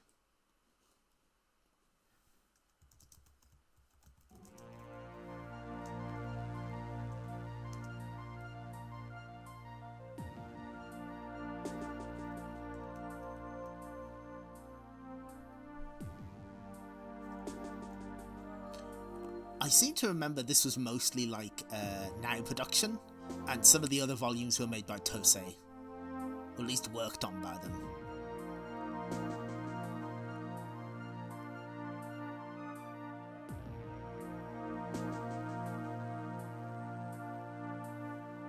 There, that was quick.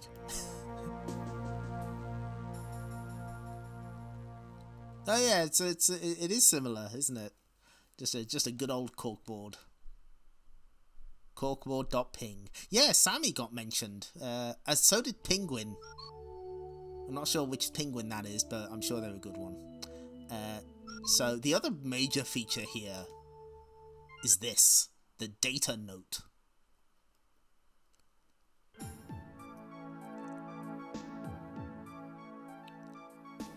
So what it does is it loads all of your stats are saved. So for Pac-Man, number of rounds passed, top 5 scores, power pellets eaten, number of times you've eaten each individual ghost,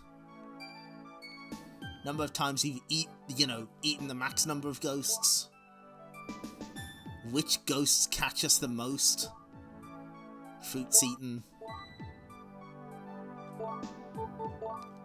Now, later installments would add a ranking system that rates you on how well you're doing in these games. But look at all the stats that it keeps. This is like a lot. Enemies smoked. This is good.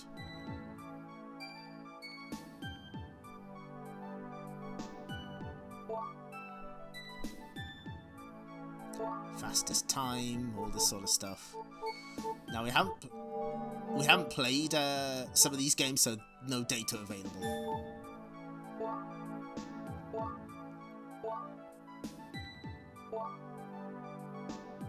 Oh, it's percentage. I was a bit confused for a second there. I was like, I didn't get killed by enemies 90 times.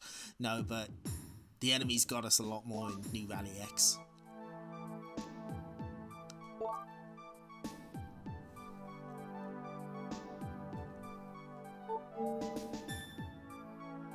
And here's Bosconian.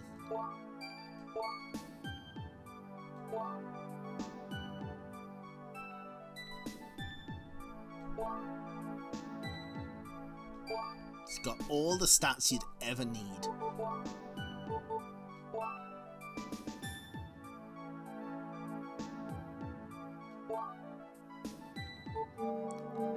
Some of the later games keep even weirder stats.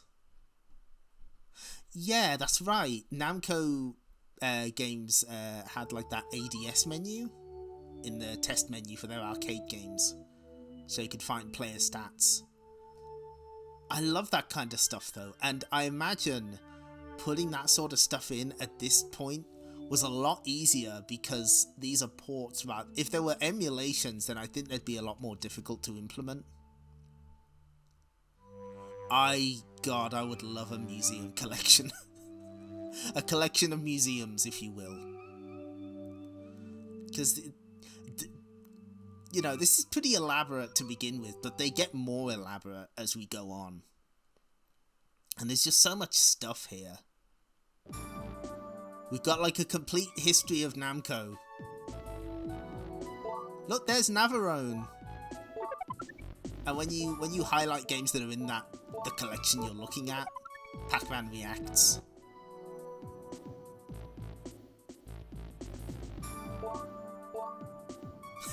Make a Mega Man collection with Saturn 8, they won't.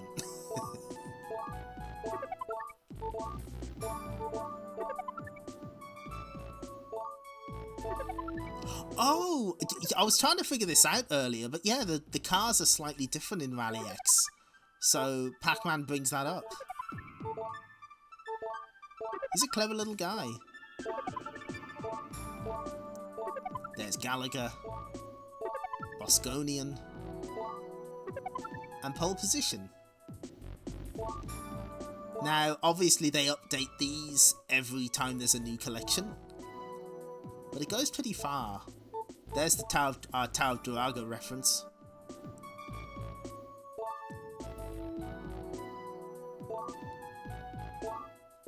there's Toy Pop. I believe this is the first mention in English of the Genji and the Heiki clans, also known as Genpei Tomaden. They didn't decide on the romanization at this point, so it's Genzi. But, you know, close enough. Also, yeah, Dig Dug 2, not in any of these Namco collections. Shadowland. Now, what's that?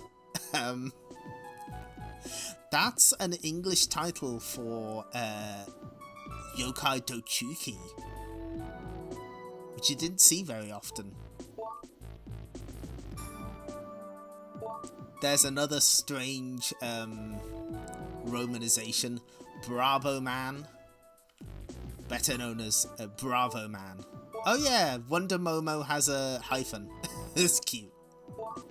Assault, March and Maze, Bakutotsu Kijute, Baraduke 2, everyone's favourite. And yeah, Future Ninja, that's Mirai Ninja. Splatterhouse spelled as one word. There's debate on whether it's meant to be one or two. We'll never solve that. Felios. The Legend of Valkyrie. Burning Force. Now on Arcade Archives. Oh, hey, check it out. They can actually mention Marvel Land. Kyukai Dochuki is the baseball spin-off of Yokai Dochuki. And then we got Adventure Pistol Daimyo. Or Pistol Daimyo no Boken.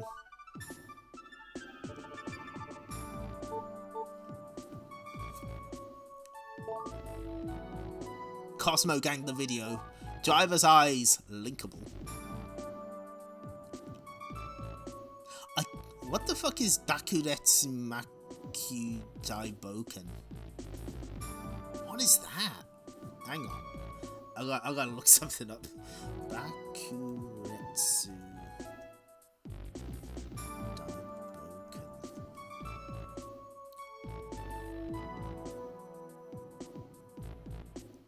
Oh, of course, it's a puzzle game.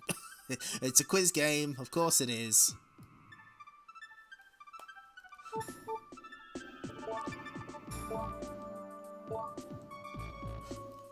Oh, they've got separate releases for Galaxian 3 and the Theatre 6 version. That's nice. Lucky and Wild, Emeraldia. Newman Athletics, my beloved. Alas. Ridge Racer Full Scale, and then the standard one the next year. Attack of the Zolgear, which is an update to Galaxian 3. Point Blank, yearly World Stadiums, yeah, well spotted. And some game called Tekken, never heard of it.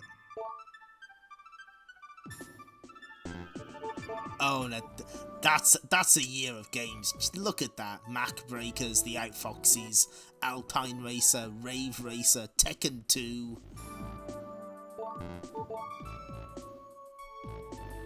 So yeah, this gets updated in every version, so we will be seeing it again. Air Combat 22, I don't know why it was called that. That's like, it's not... It's very different. It's like a kind of a... it's more like an amusement thing than like a proper game. They massively expanded it when they brought it to the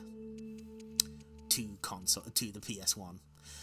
So what we'll do this time, we'll finish this collection off next time, so we'll save these. What we'll do now is we'll take a look at all of the NG community magazines. If you want to read many of these online, here you go. Issue number 1. Subject, Xevious. Namco Community Magazine from 1983.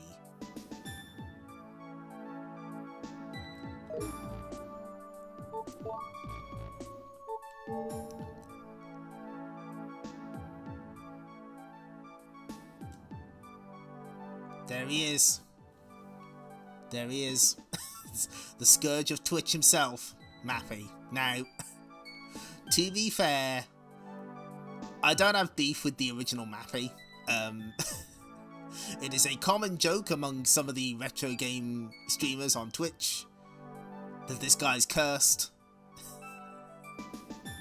But you know, that's somebody else's joke. I don't want to take that. And I'm Mappy agnostic. I don't feel very strongly about Mappy.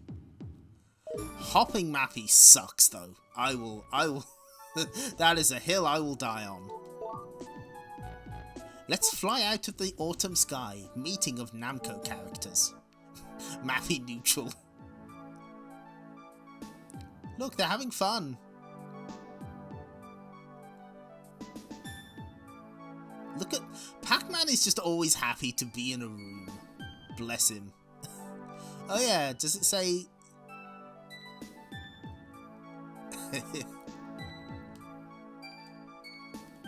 And I told you, Namco were into robots. There's another one. What is NG? NG is a community magazine published by Namco years ago. It contained info on games as well as interviews with the insiders. So, quite a few of these have been scanned and are available on the internet. Highly valuable resource.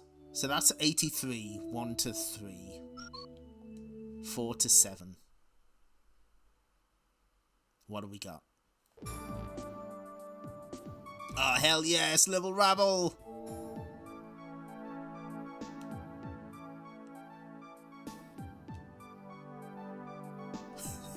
Do a revival issue and call it NG+, yeah. So, I think a lot of these early ones just use, like, art from the games, but later on, a lot of the art is done by the artist of the Tau Draga series. Let me just look up the name, hang on.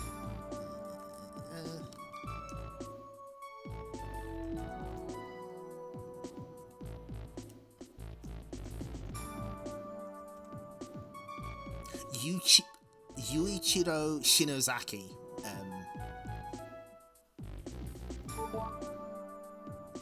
Let's attack the troops of Gaplus, a new game in the Space series. Yeah, it's always, all roads lead to Tau of Duraga. Ah, look at that art though. It's so good.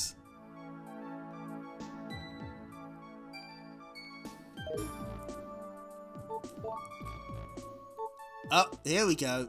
Gil entered Duraga's tower. What kind of dangers lie within the Tower of Druaga? Just can't escape it. This. All roads lead to the Tower of Druaga. We will be seeing it again.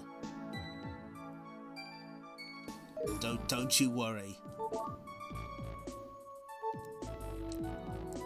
A Strange Land in Another Time.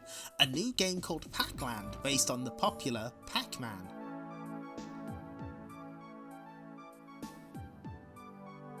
Look at him having fun all over Pac-Land. Bless him. New game.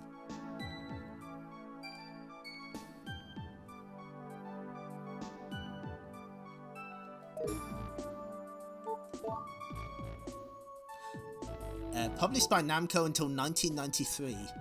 Need to sign off the stream like a Bond movie. The Tower of Dragon will return in next stream. I should do that. Yeah, no, it's these are. I think these do include like home version stuff, but it's mostly like the arcade games.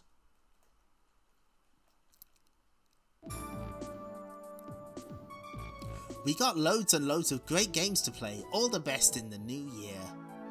Who's on this ship?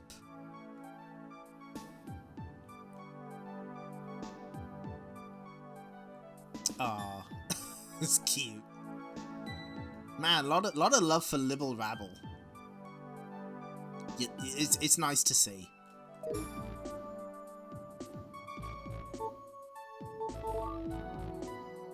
Do you have what it takes to play real baseball? Ichita Gyakuten now available. What the fuck is... Which one is this?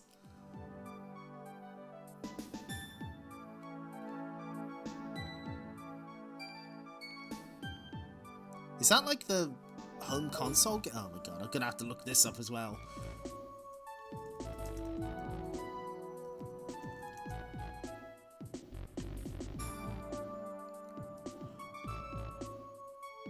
Okay, apparently this is like an electromechanical game? That's wild. Okay, let's keep going. Be ambitious. The high energy of Ryoma-kun will save the day. Motos, ooh. New game.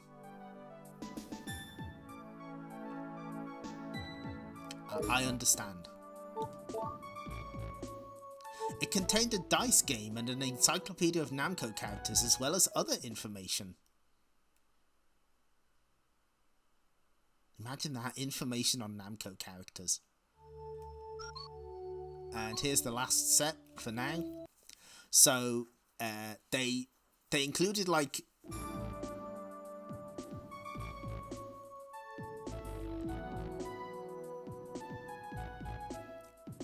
excuse me. Ahem. Pac-Man is morphing into a tiger. Let's get out of here before he gets us.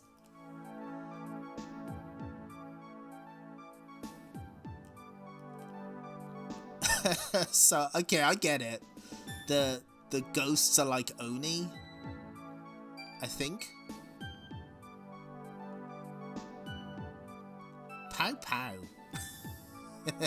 Wow. This is good.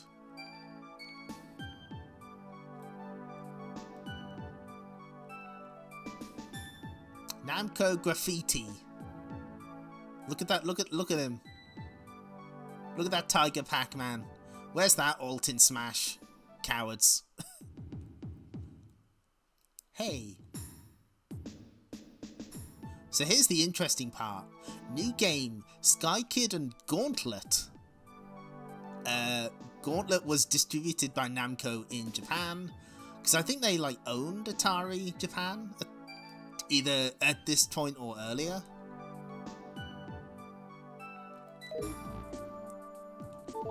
I think.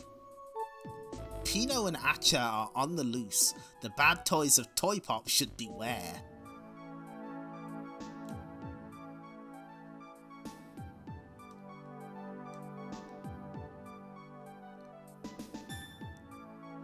Oh no. New game Hopping Mappy. Fuck. And board game Pac-Land. Good. Anyway, this is Pino and Acha from Toy Pop, which you'll see next stream. Next time we stream this game. Acha is cool. Yeah, Pac-Land board game. They did multiple Namco board games. What kind of slime is this? Let's attack it. Oh no. God damn it.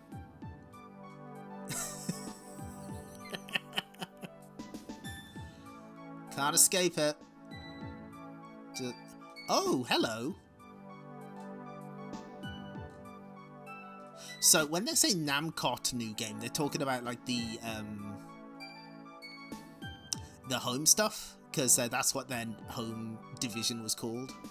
So that would be the original, I think it's like Adventure of Valkyrie, The Key of Time, which is an RPG, and Babel is the Tower of Babel, now known as Mystery Tower. There's Sky Kid again, Thunder Scepter, and of course, The Return of Ishtar.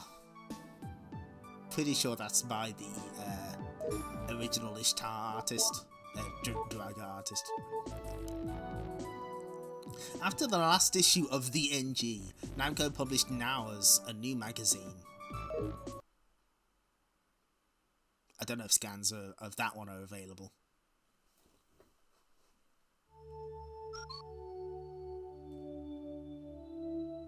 Okay, let's quickly check out the jukebox.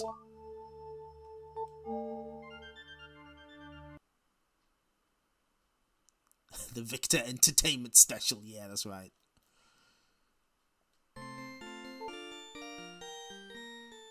Time for us to get in a lot of trouble.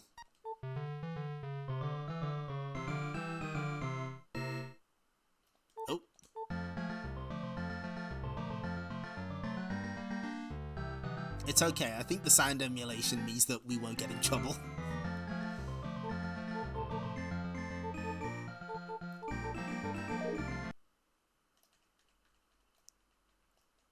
So yeah, you can pick music. Oh, let's show off the music from the museum itself.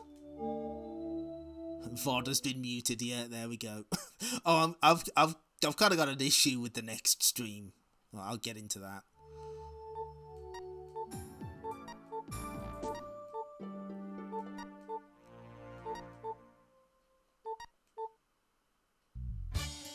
So you can listen to all of these jams to your heart's content. Copyright infringement has been detected. Hoppy mappy units have been dispatched. Thanks, Shark.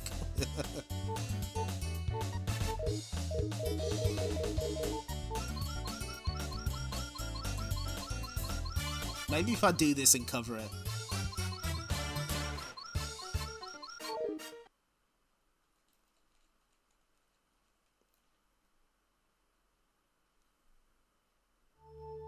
So okay, that's pretty much it for this first Namco Museum visit. We'll look at these two next time. Let's go back to the main foyer. Let's try and leave. Exit.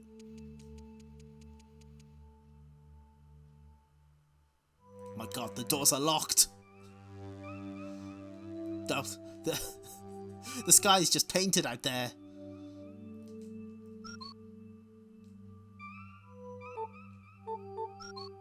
Help me. Help me escape.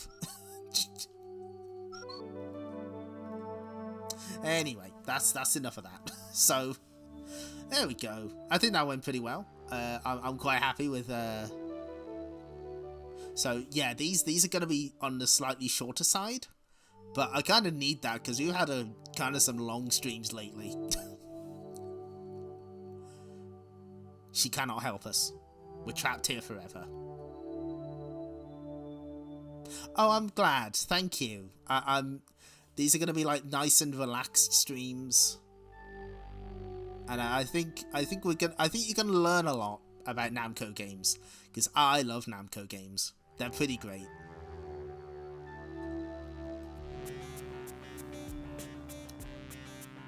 There we go. Okay. Well, thanks for showing up, everyone. I had fun. I've been wanting to do this for a while, so I'm glad that I've got the opportunity. So thanks for showing up, and thanks for all the follows. You have quite a few tonight.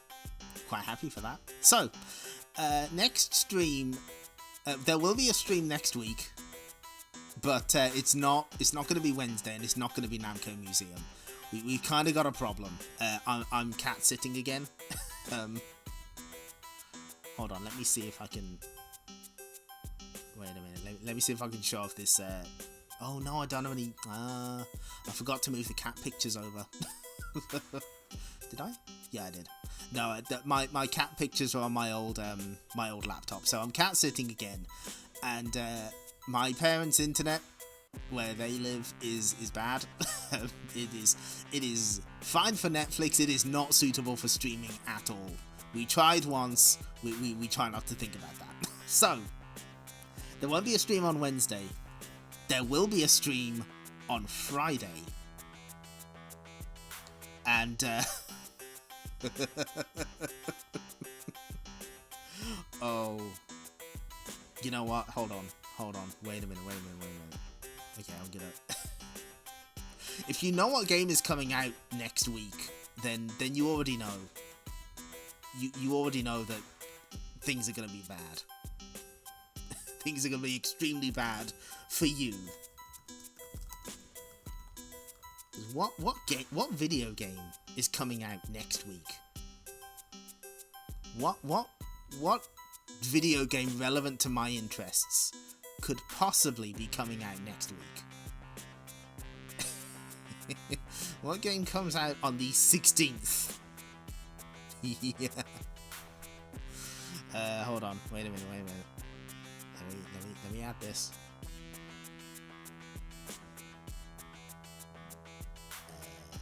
Reset transformation. Move this to the center. One person knows. That's right, bitch. That's right.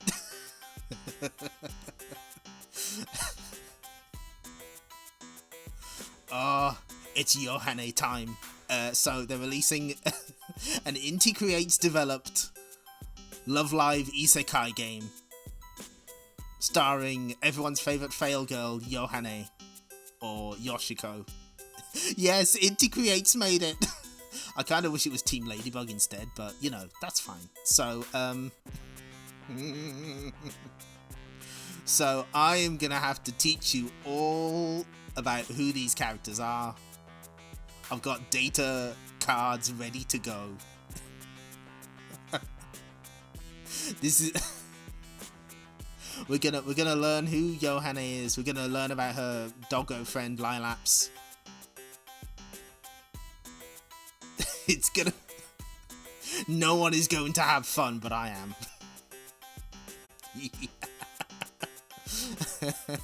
Yeah, no, this will be an education